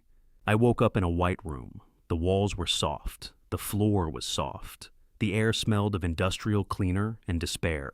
I was wearing a paper gown that scratched my skin. My clothes were gone. My boots were gone. The checkbook and the keys were gone. I was just a body in a box. I tried the door. It was heavy steel with a small reinforced window. Locked. I was in Dr. Hill's private facility. It was a prison for people whose families wanted them to disappear. The door opened with a heavy clank. Dr. Hill walked in. He was flanked by 2 large orderlies who looked more like bouncers than nurses. Hill held a syringe. The needle was long. The liquid inside was yellow. "Good morning, Caleb," he said. His voice was smooth and professional. "You had a rough night. You were very agitated during transport. We need to calm you down." "I am calm," I said. My voice was raspy. "I am not crazy, Hill. You know it." "Paranoia," Dr. Hill said to the orderlies. "Classic symptom. He believes everyone is against him. Hold him." The 2 men grabbed my arms. Their grip was iron. They pinned me to the soft wall. I did not fight. If I fought, they would say I was violent. I let my muscles go loose. I let them hold me. Dr. Hill wiped my arm with an alcohol swab. It was cold. "And this will help you rest," he said. "It is a cocktail of haloperidol and lorazepam. It will clear the voices." "There are no voices," I said. "Only yours." He jammed the needle into my deltoid. I felt the burn of the liquid entering my muscle. It was a fire spreading through my veins. "Give it 5 minutes," he told the men. "He will be out like a light." They let me go. They walked out. The heavy door slammed shut. The lock clicked. I had 5 minutes, maybe less. I knew about these drugs. Natasha used to talk about them. They shut down the brain. They turn you into a zombie. If that chemical hit my bloodstream fully, I would be unable to speak or think for days. I would miss my chance. I ran to the corner of the room. There was no toilet, just a drain in the floor. I shoved my fingers down my throat. I pushed past the gag reflex. I thought about Cameron laughing. I thought about Natasha poisoning my milk. I used the anger to trigger the spasm. My stomach contracted. I heaved. I retched violently. I emptied my stomach onto the drain. I forced myself to keep going until there was nothing left but bile. It was not a perfect solution. Some of the drug had already entered my blood. I felt the edges of my vision blur. I felt my knees get heavy. But I fought it. I paced the room. I slapped my own face. I did math problems in my head. 12 times 12 equals 144. The The square root of 81 is 9. I kept my mind moving. I would not let the fog settle. I would not let them win. 10 miles away in the county courthouse, Natasha was putting on the performance of her life. She stood before Judge Vance wearing a modest black dress. She had no jewelry. She looked small and frail. She clutched a handkerchief to her chest. "Your Honor," she sobbed, "it breaks my heart to be here. I love my husband. We have been married 40 years, but he is not the man I married anymore." Judge Vance looked over his glasses. He was a busy man. He saw hundreds of these cases. He saw a weeping wife and a concerned family. "Tell me about the incident, Mrs. Thornton," he said. "He tried to burn the house down," Natasha whispered. She wiped a tear. "He turned on the gas. He locked the door. If I had not smelled it, we would all be dead. He thinks the house is cold. He keeps saying he wants to warm it up." Cameron stepped forward. He was wearing a suit. He looked respectful. He held up a tablet. "We have video, Your Honor," he said. "We installed cameras for his safety because he wanders. This is from yesterday morning." He played the video. It was grainy footage of me walking through the hallway. It showed me standing by the stove. It was edited. It was cut to make it look like I was turning dials randomly. It did not show the part where I fixed the loose hinge on the cabinet. It just showed a confused old man fiddling with gas knobs. The judge frowned. He watched the video. He saw what they wanted him to see. Danger. "This is disturbing," Judge Vance said. "We just want to protect him," Cameron said. His voice was full of fake concern. "We found a facility that can care for him. Dr. Hill is an expert, but we need the authority to handle his affairs. We need to pay for his treatment. The insurance does not cover everything. We need to sell the house to fund his care." The judge nodded. It seemed logical. It seemed necessary. "I am inclined to grant the emergency guardianship," Judge Vance said. He picked up his gavel. "The evidence is clear. Mr. Thornton is a danger to himself and others. I will sign the order granting Natasha Thornton full control over his assets and medical decisions." Natasha let out a breath. She smiled through her tears. She looked at Cameron. They had done it. They had won. The gavel started to come down. Objection. The word rang out from the back of the courtroom. It was sharp and cold like a whip crack. The gavel hovered in the air. Everyone turned. Ophelia Price walked down the center aisle. She was not walking fast. She was gliding. Her heels clicked on the wood floor with a rhythm that commanded attention. She carried a thin leather briefcase. She did not look at Natasha. She looked at the judge. "Who are you?" Judge Vance asked. "I am Ophelia Price," she said. "I represent Caleb Thornton." Natasha stood up. "He is incompetent," she shouted. "He cannot hire a lawyer. He does not know what day it is." "He hired me 3 days ago," Ophelia said calmly, "when he was fully competent. And I have a durable power of attorney that supersedes this hearing." Cameron stepped in front of Natasha. "This is ridiculous," he said. "Look at the video. The man is senile. We are trying to save him." Judge Vance looked at Ophelia. "Do you have evidence to refute the medical report from Dr. Hill?" he asked. Ophelia placed her briefcase on the table. She opened it. She did not take out a video. She did not take out a medical report. "I do not need to refute the report, Your Honor," she said. "My client is currently being held against his will in a private facility without due process. We will address that in criminal court.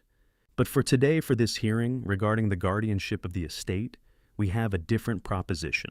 She turned to Natasha and Cameron. She smiled. It was a smile that should have terrified them. "My client is willing to concede the guardianship of the marital home," she said.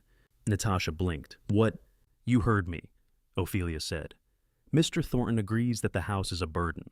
He agrees that Natasha should have full control over the property located at 124 Maple Street. He is willing to sign over his half of the deed immediately. He wants you to have it." Cameron's eyes went wide. He looked at Natasha. They could not believe it. They thought they would have to fight for months. They thought I would cling to that house until I died. "He agrees?" Natasha asked. "Yes," Ophelia said. "He wants you to be secure. He wants you to have the asset." She pulled a document from her briefcase. It was a single page. "This is a stipulated order," she said. "It grants Natasha Thornton full guardianship of the real estate property. It allows her to sell, transfer, or mortgage the home immediately. No waiting period." Cameron grabbed the paper. His hands were shaking. This was it. This was the lifeline. He could take this to the loan shark. He could show them the asset. He could save his life. "There is just one standard clause," Ophelia said casually. Since Mr. Thornton is surrendering his interest in the property, the guardian must assume full liability for the asset. It just means you take the house as is. Cameron didn't hear caution. He heard opportunity. He heard take the house, and in his mind the number flashed like a jackpot $800,000. Where do we sign? He demanded, already reaching. You should read it first, Judge Vance warned evenly. At the very least, have counsel review the terms. We don't need counsel. Natasha cut in quickly. Greed sharpened her voice. She could see the finish line. We know that house. We've lived there for 40 years. We accept the terms. She snatched the pen before the ink had settled in the air. Her signature swept across the page in a bold, triumphant flourish. Cameron leaned in and signed as witness his hand trembling with anticipation rather than doubt. Ophelia accepted the document back without a word. She examined each signature carefully, as if verifying a transaction already paid in full. Thank you, she said at last. Her tone was ice. Judge Vance hesitated, confusion flickering across his face, but procedure prevailed. He stamped the order. So, ordered, he declared, guardianship of the real estate is transferred. Natasha threw her arms around Cameron. We did it, she whispered, breathless with victory. We got the house.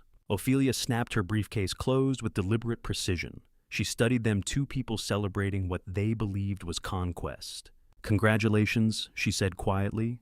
You now own the house and everything attached to it. Then she turned and walked out of the courtroom without once looking back. Back in the cell, I was on the floor doing push-ups. My arms trembled. The sedative still wrestled with my bloodstream. My head felt weighted as though gravity had increased.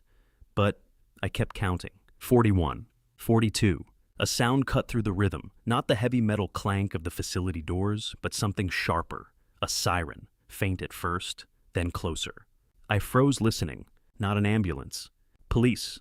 Ophelia had left the courthouse and made her call. She had contacted the state police. She had reported a kidnapping. She had delivered the footage from my button camera, the recording of Natasha stirring crushed pills into my milk, the clip of Cameron rifling through my pockets and stealing the keys. The cavalry was coming. Natasha and Cameron, however, were unaware. They were driving home flushed with triumph. They were heading toward their prize, a house I had leveraged to the edge 3 days earlier to fund the lawsuit against the auto manufacturer, a house carrying a $500,000 lien.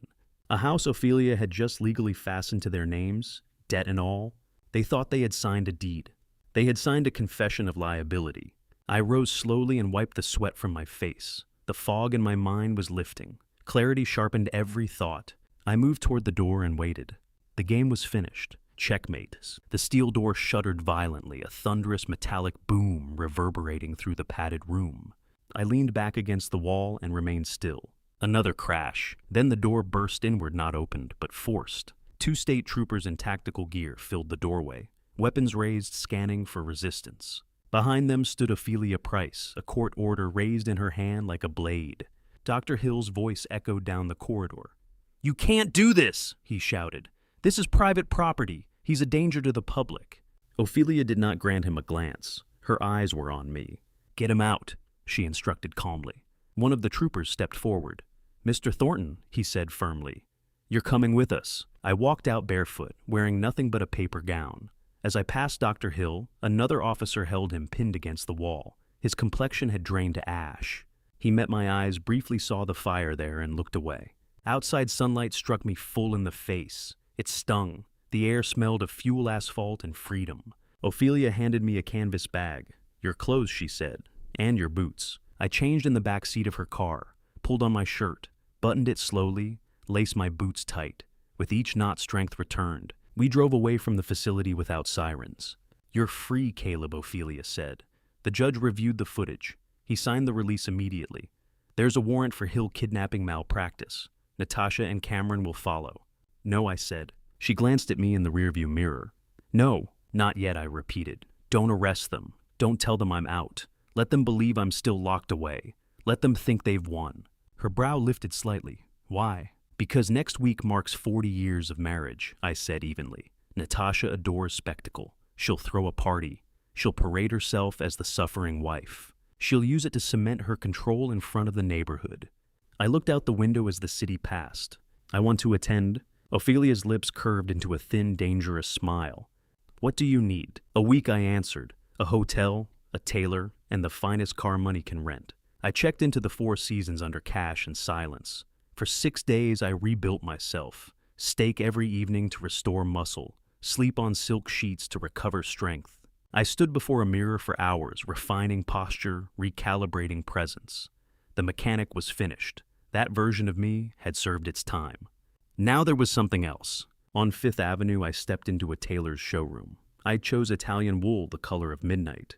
The suit was cut precisely to my frame, fitted like armor, disguised as elegance. Shoes of impossibly soft leather followed. A gold watch, solid, weighty real, rested against my wrist. Not plastic, not pretend. I studied myself one final time in the mirror. I was ready. Before I reveal what I did next, before I show you how the Cameron became the hunted comment, the number 70 below, so I know you're still standing with me. Because what happened that night changed everything. And a gentle reminder, parts of the story ahead may include dramatized elements crafted for reflection and learning. If that's not your style, you're welcome to step away now. On Saturday evening, I sat in the back of a Rolls-Royce Phantom, surrounded by cream leather and silence. The windows were darkly tinted, sealing me inside a cocoon of calm. The driver, James, kept his eyes on the road. He was not a curious man. He did not ask questions. He simply drove. When we turned onto my street, the headlights swept across a long line of parked cars. Natasha had spared no effort. She had invited everyone, the neighbors she used to whisper about behind lace curtains, the church choir who had prayed for my recovery, and even the men Cameron owed money to. It was not just a party, it was a performance. The house was blazing with white lights strung through the old oak tree in the yard. Jazz drifted through the evening air, soft, smooth, nostalgic. It was the same music I had once played for her when we were young and foolish and in love. She had turned our memories into stage decor. "Pull up to the front," I told James. "Block the driveway." The Phantom moved forward without a sound, long and sleek, like a shark cutting through still water.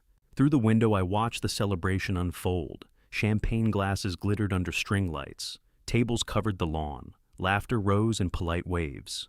Natasha stood on the porch in a white dress that made her look like a bride all over again. She held a glass delicately between her fingers and laughed at something someone said. She looked radiant. She looked relieved. She believed her husband was 10 miles away, rotting in a padded room. Cameron lingered near the garage, holding court like a minor king. A cluster of men surrounded him as he gestured toward the roofline, the windows, the driveway. He was pitching it, selling the house, selling my life, selling my legacy, while I still breathed. James brought the car to a slow stop. The massive chrome grille gleamed beneath the streetlights. The spirit of ecstasy shimmered like a prophecy. The music faltered. The conversations died mid-sentence. Heads turned toward the unfamiliar vehicle. It did not belong on this street. It looked imported from another world. "Who is that?" someone murmured. "Maybe it's a buyer," Cameron called out, excitement flashing across his face. He believed fortune had finally arrived to save him. James stepped out, smoothly walked around the hood, and opened the rear door. I inhaled slowly, adjusted my cuffs, stepped out. My shoe struck the pavement with deliberate finality. I rose to my full height, buttoned my jacket, and stepped forward into the light. Silence settled like dust. You could have heard a pin fall onto the grass. Natasha's wine glass slipped from her hand. It struck the porch steps and shattered. Red wine splashed across her white dress, blooming outward like a wound. Cameron's mouth fell open. He staggered backward, tripping over a ceramic garden gnome. He stumbled, hard arms flailing. I did not glance down. I did not shrink. I walked with the slow, assured stride of a man reclaiming stolen territory. The neighbors parted instinctively, creating a path. Their eyes moved from my suit to my face. They did not see a mechanic. They did not see a confused old man. They saw someone else entirely. I climbed the porch steps and stopped in front of Natasha. She trembled. Her complexion had drained of color. Her eyes were wide, almost childlike, filled with disbelief. She looked as though she were staring at a ghost. "Hello, my love," I said, my voice steady and resonant. It carried across the yard without strain. "Happy anniversary." Cameron recovered quickly. His face turned a violent shade of red that clashed with his tailored suit. Shock gave way to fury. The story he had written, the one where I rotted quietly out of sight, was unraveling in real time. He charged up the steps like a rabid animal. "What the hell are you doing here, Pops?" he shouted. "Did you break out? You're sick. You belong in a cage." He lunged for my lapels, intent on dragging me down, humiliating me before his audience. He never touched me. James moved faster than thought. 1 second he stood by the car, the next he was between us. He did not punch Cameron. He did not kick him. He simply extended one powerful arm and swatted him aside. Effortless. Cameron flew backward off the porch and landed hard on the lawn. He rolled, coughing, his expensive suit smeared with dirt. The illusion of control shattered along with his dignity. Gasps rippled through the crowd. Several guests stepped back instinctively, noticing the unmistakable outline of a firearm beneath James's jacket. This was no polite interruption. This was a hostile takeover. I did not spare Cameron another glance. He was no longer relevant. Instead, I surveyed the faces before me, the neighbors who had whispered about my decline, the pastor who had prayed publicly for my peace. And at the back, half hidden in shadow, the loan sharks in cheap suits watching Cameron with sudden focused interest. I walked calmly to the DJ booth. The young man behind the turntables looked petrified and stepped aside without protest. I lifted the microphone. It felt familiar in my hands, solid-weighted, useful. A tool. I understood tools. I tapped it lightly. Thump, thump. The sound echoed across the yard. "Good evening," I began, my voice low and controlled. "Thank you all for coming to my house. Thank you for celebrating with my wife." I turned slightly toward Natasha. She stood frozen, clutching her chest eyes, scanning for an exit that did not exist.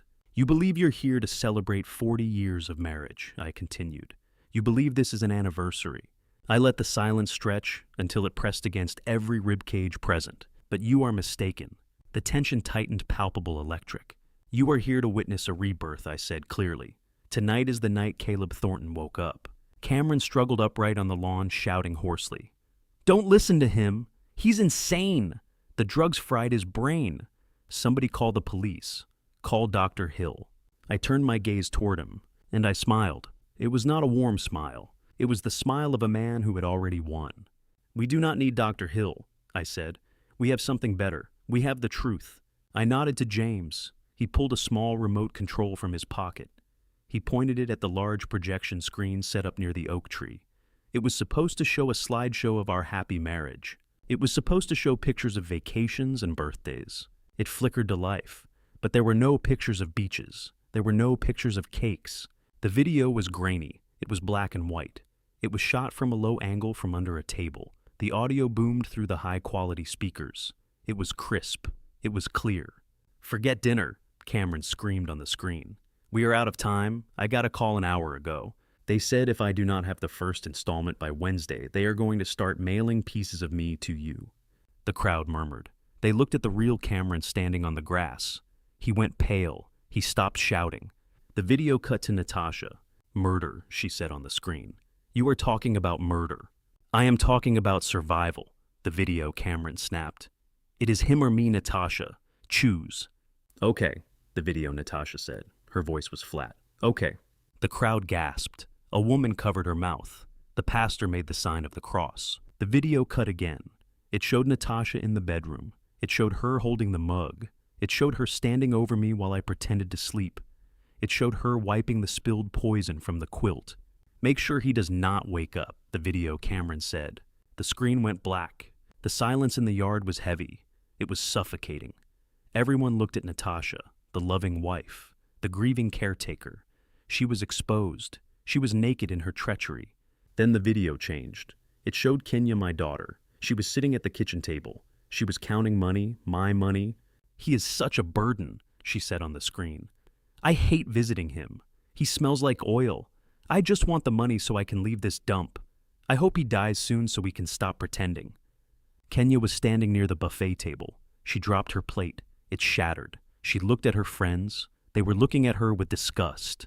She looked at me. She started to cry. But they were not tears of sorrow. They were tears of shame. I looked at the back of the crowd. The men in the cheap suits were moving. They were moving toward Cameron. They had heard the part about the debt. They knew the money was gone. They knew their investment was at risk. Cameron saw them too. He started to back away. He looked like a trapped animal. I raised the microphone again. "You see, I said, my family loves me very much. They love me so much they wanted to send me to a special place where I would never wake up." Natasha found her voice. It was a shrill scream. "That is fake," she yelled. "It is AI. He made it up. He is trying to frame us." I reached into the inside pocket of my jacket. I pulled out a folded piece of paper. I unfolded it slowly. "Is this fake Natasha?" I asked. I held it up. It was a bank statement. It was printed on thick bond paper. It had the logo of the First National Bank. This is the balance of the Blind Mechanic Trust," I said. I read the number aloud. $5,300,000. The number hung in the air. 5 million. Natasha stopped screaming. Her eyes locked onto the paper. Her pupils dilated. She did the math instantly. 5 million. That was the life she wanted. That was the cruises. That was the jewelry. That was the freedom. She forgot the video. She forgot the poison. She forgot the crowd. Greed took over. It was a reflex. "Oh, Caleb," she said. Her voice changed. It became sweet. It became the voice she used when she wanted something. "You won. You won the lawsuit. I knew you would. I always told you that you were a genius." She took a step toward the porch. She held out her hands. "Honey," she said, "we are rich. We can finally be happy. Forget all this silliness. We are a team." Cameron stopped backing away. He looked at the paper. He licked his lips. 5 million. That would pay his debts. That would save his life. "Pops," he said. He tried to smile. It looked like a rictus of pain. "Pops, you did it. I always believed in you. I was just trying to protect you." I looked at them. They were pathetic. They would sell their souls for a piece of paper. I laughed. It was a dry, hard sound. "This money is real," I said. I folded the paper. I put it back in my pocket. "But it is not yours. It belongs to the trust, and I am the only beneficiary." Natasha stopped. Her smile faltered. "But we are married," she said. "What is yours is mine." "Not anymore," I said. I pulled out another document. This one was a court order. "I filed for divorce 3 days ago," I said. "On the grounds of attempted murder and fraud, the judge granted an emergency freeze on all marital assets pending the investigation. You get nothing, Natasha, not a dime." Her face crumpled. She looked old. She looked broken.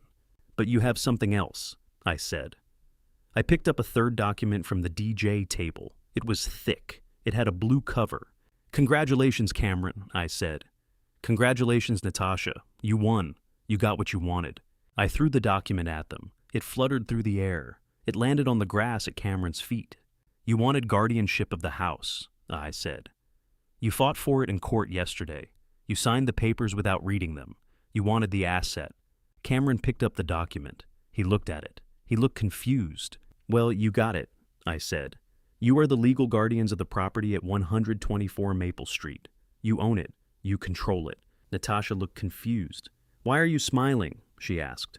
"We have the house. We can sell it. It is worth $800,000. I leaned into the microphone. "I took out a mortgage on the house 10 years ago, Natasha," I said. "To pay for the lawyers, to pay for the patent fight. I leveraged every brick. I leveraged every blade of grass." I paused. "The house has a lien on it," I said, "for $500,000. The balloon payment was due yesterday. I did not pay it." Cameron dropped the paper. His hands were shaking. "And since you are the legal guardians," I said, "since you signed that order accepting full liability for the estate, you owe the bank $500,000 today." I smiled. "If you do not pay it, they will foreclose next week, and you will still owe the balance." The crowd erupted. They laughed. They cheered. They saw the trap snap shut. Natasha fell to her knees. She screamed. It was a sound of pure agony. Not for me, for the money. She had lost the 5 million. She had lost the house. She had inherited a debt that would bury her. Cameron looked at the loan sharks. They were walking toward him. They did not look happy. They knew he had no house to sell. They knew he had no money coming. He looked at me. His eyes were begging. "Pops," he whispered, "please." I turned off the microphone. I dropped it on the table. "Do not call me Pops," I said. I turned my back on them. I walked toward the Rolls-Royce. James opened the door. I did not look back at the ruin of my family. I did not look back at the house I had built. It was just wood and brick. It belonged to them now, and they were welcome to it. The sirens cut through the night air like a knife. They were loud and close.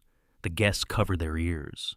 The blue and red lights washed over the front yard, turning the white tablecloths into strobe lights. It was not one car. It was a fleet. Ophelia had timed this perfectly. She had given the police the evidence of the kidnapping and the poisoning an hour ago. She had waited for me to finish my performance. She had waited for me to destroy them in front of their friends. Now it was time for the law to finish the job. She told them exactly where to find the perpetrators. They swarmed the driveway.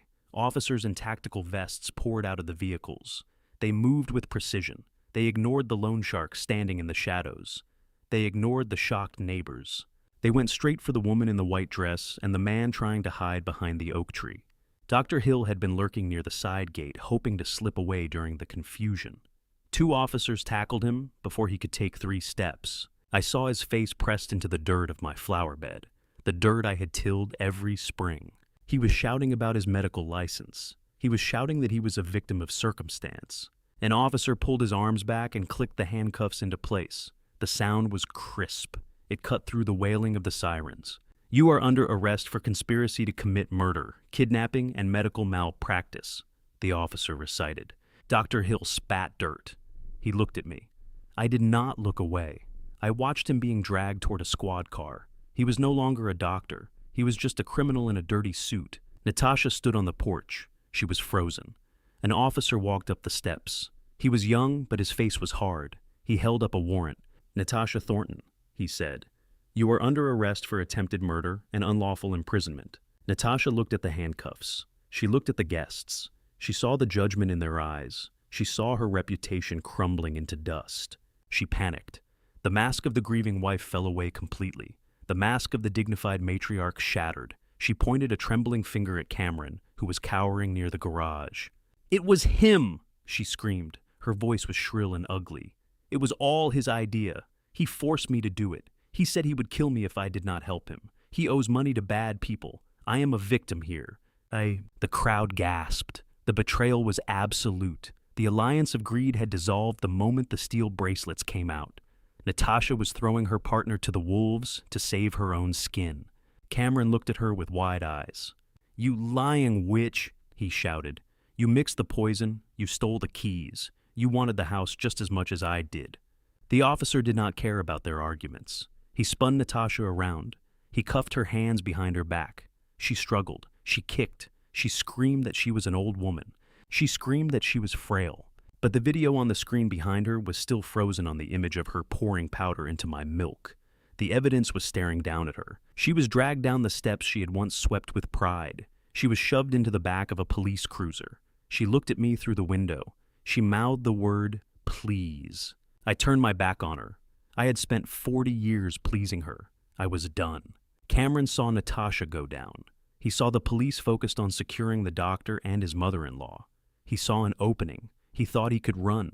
He sprinted toward the back gate that led to the alley. It was a desperate move. He was fast, but he was panicked. He scrambled over the rose bushes, tearing his expensive suit. He made it to the gate. He fumbled with the latch. He pushed it open. He did not get far. The alley was not empty. The men in the ill-fitting suits were waiting. They had anticipated his move. They knew rats always run for the darkest hole. I watched from the porch. The police saw him run. They started to move toward him, but the captain held up a hand. He paused. He adjusted his belt. He looked at his watch. He gave the universe 10 seconds of blind justice. Cameron ran straight into the chest of the largest loan shark. The man did not move. He grabbed Cameron by the lapels. He lifted him off the ground. Cameron kicked and flailed. He screamed for the police. "Help me!" he shrieked. "Arrest me! Please arrest me!" The shark did not speak. He threw Cameron against the brick wall of the garage. The sound of the impact was sickening. It was a wet thud. Cameron slid down the wall. He tried to crawl away. The man stepped forward. He lifted his heavy boot. He did not aim for the head. He aimed for the leg. He stomped down hard on Cameron's shin. The snap was loud. It sounded like a dry branch breaking in a winter forest. Cameron howled. It was a high-pitched sound of pure agony. He curled into a ball, clutching his leg. He rolled in the dirt. He was crying. He was begging. The loan shark leaned down. He whispered something in Cameron's ear. I did not hear it, but I knew what it was. It was a promise. It was a reminder that a broken leg was just a down payment. The debt was still owed. And now Cameron had no house to sell, no inheritance to claim. The police captain lowered his hand. "Okay," he said. "Go get him." The officers jogged over to the alley. The loan sharks stepped back. They raised their hands. They looked innocent. "We were just performing a citizen's arrest, officer," one of them said. He tried to flee. He fell. The police did not argue. They picked Cameron up. He screamed in pain as they moved his broken leg. They did not handle him gently. They dragged him to the waiting ambulance. He was sobbing. He was broken in body and spirit. He looked at me as they loaded him onto the stretcher. His eyes were glazed with pain. He looked like a child who had touched a hot stove after being told not to. I felt nothing, no joy, no sorrow, just the cold satisfaction of a balanced equation. He had tried to break my mind. Now his leg was broken. It was fair. The yard was clearing out. The guests were fleeing the scene of the disaster. They did not want to be associated with a criminal family. They drove away in their luxury cars, leaving tire marks on the lawn. The police cars drove off with lights flashing, carrying my past away. I stood alone on the porch. The party decorations were still up. The cake was uncut. The music had stopped. I felt a tug on my sleeve. I looked down. Kenya was kneeling on the grass at my feet. Her dress was ruined. Her makeup was streaked with tears. She looked small. She looked like the little girl who used to wait for me to come home from the shop. But her eyes were not innocent. They were terrified. Daddy, she sobbed.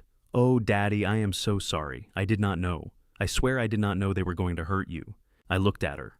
I looked at the daughter I had starved for. I looked at the woman who had laughed at me while I wore a bib. You knew Kenya, I said. My voice was tired. You knew everything. I saw the video. I heard you say you hoped I would die soon. She grabbed my hand. She tried to kiss it. I pulled it away. I was confused, she cried. Cameron told me it was for the best. He said you were suffering. He manipulated me, Daddy. I am a victim too. He ruined our credit. He spent all our money. I have nothing. They are going to take my car. They are going to take my clothes. I have nowhere to go. She looked up at me. Her eyes were pleading. Help me, Daddy, she begged. Please. You have the money now. You have millions. You can fix this. You can pay off Cameron's debts. You can buy us a new house. We can start over. Just you and me. I will take care of you. I promise. I looked at the house behind me. It was dark now. The lights had been turned off. It was just a shell. You want me to save you? I asked. Yes, she nodded eagerly. Yes, Daddy, save me. I reached into my pocket. I pulled out a $20 bill. It was crumpled. It was greasy. It was the only cash I had carried before I got the check. I dropped the bill on the grass in front of her.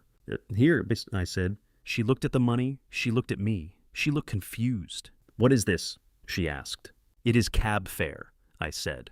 Or maybe it is lunch. It is all you are getting from me. Daddy, you cannot be serious, she wailed. I am your daughter. No, I said. My daughter was a kind girl who loved her father. My daughter would never have let her husband mock me.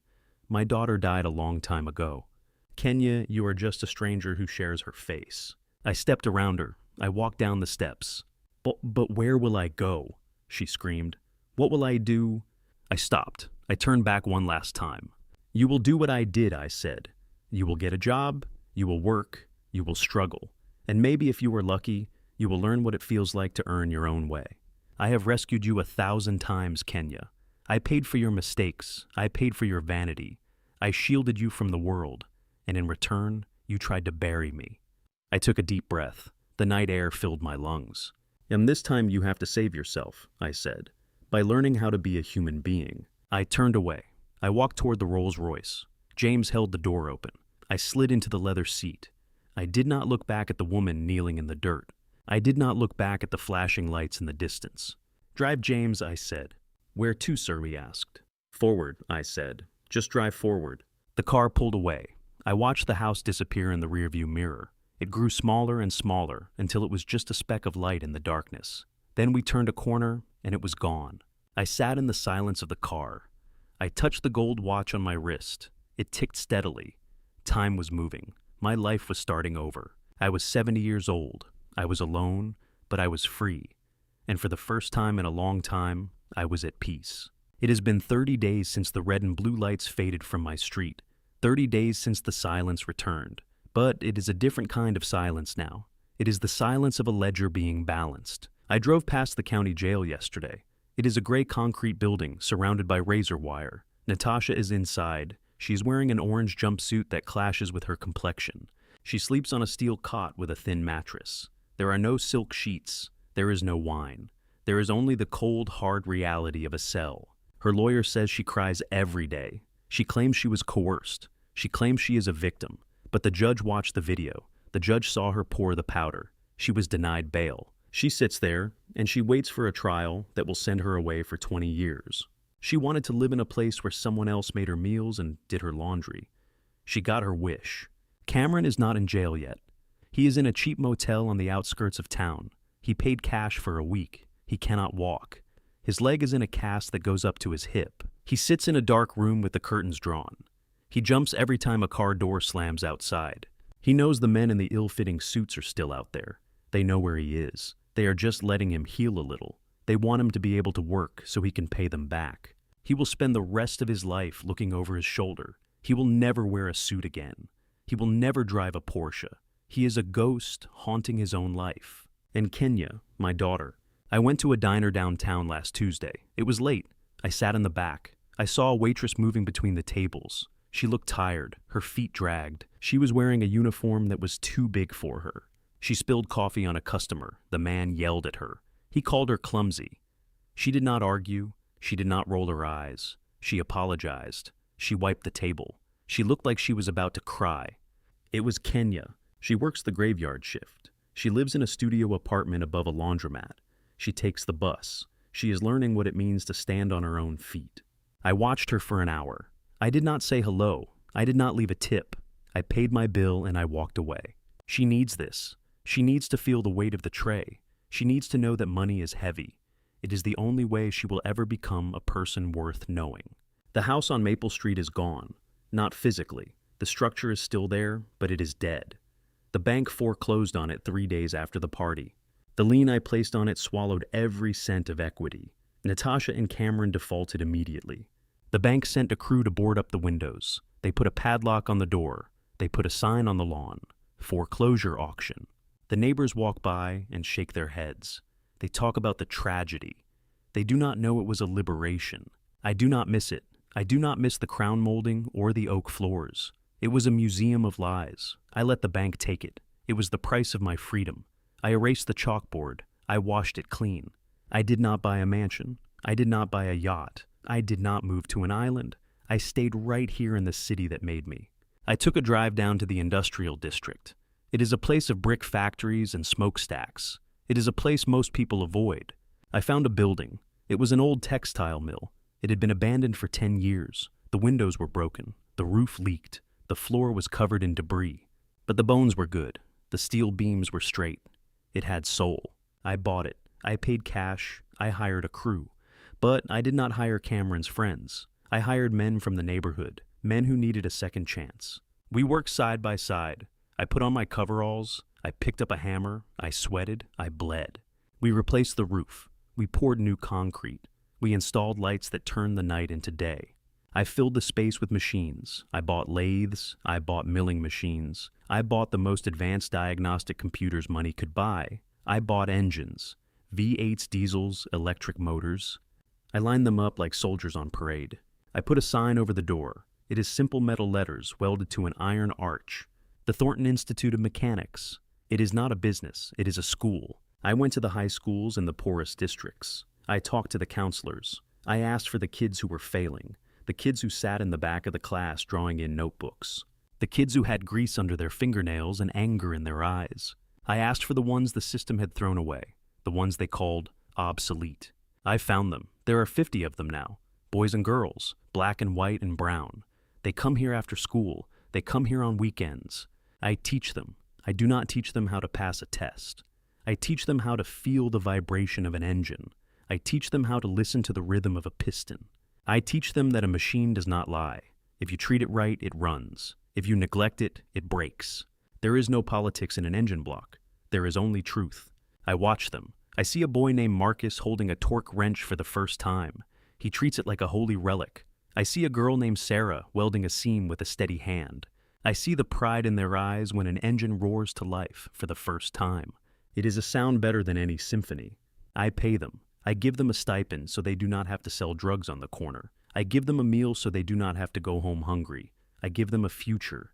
They look at me with respect. Not because I have $5 million. They do not know about the money. They respect me because I can take a transmission apart and put it back together, blindfolded. They respect me because I have dirt on my hands. They respect me because I am one of them. I am building an army of mechanics. an army of creators. They will go out into the world and they will fix things. They will build things. They will know that their worth is not in what they own, but in what they can do. I sat in my office. It is a glass box suspended above the workshop floor. I can see everything from here. I can see the sparks flying from the welding stations. I can hear the whine of the drills. I can smell the oil and the hot metal. It is the perfume of industry. I sipped my black coffee. It was strong and bitter, just the way I like it. There was a knock on the door. I turned. Ophelia Price stood there. She was wearing a red suit today. She looked like victory. She was holding a manila envelope. "Hello, Caleb," she said. She walked in and sat down. She looked out at the workshop. She watched the kids working below. "This is impressive," she said. "You did good." "I am just getting started," I said. She placed the envelope on my desk. She slid it toward me. "It is done," she said.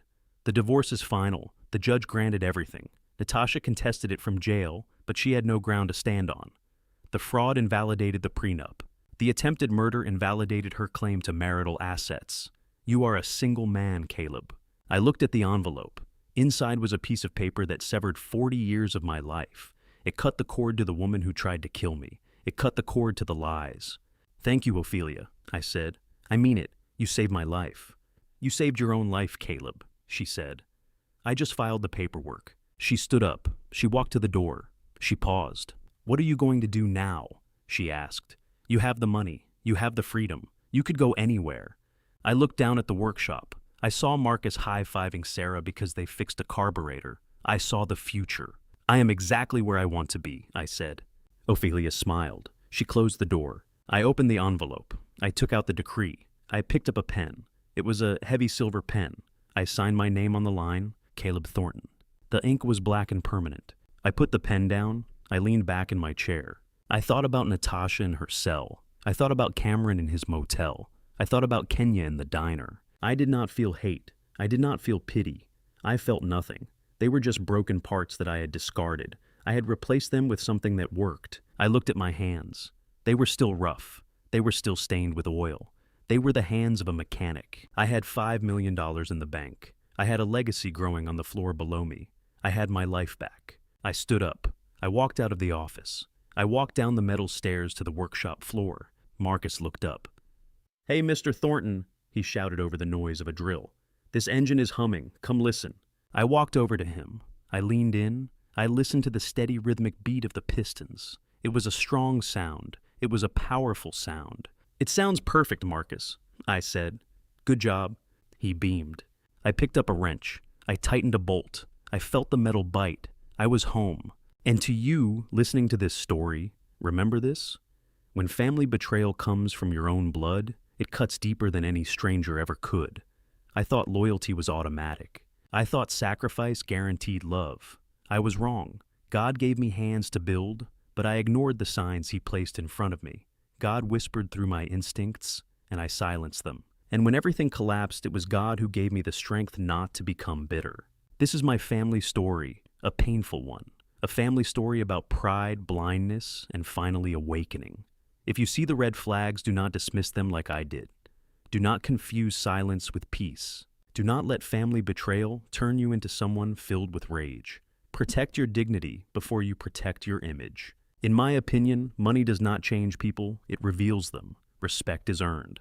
And forgiveness does not always mean reconciliation. This family story is not just about revenge. It is about rebuilding. It is about surviving family betrayal without losing your soul. If this family story resonates with you, tell me in the comments, what would you do if trust was shattered in your own home? Share this with someone who needs strength. And subscribe if you believe it is never too late to rise again. Thank you for staying until the very end. And a gentle note, upcoming stories may include dramatized elements crafted for reflection and education. If that is not for you, feel free to explore content that better suits you.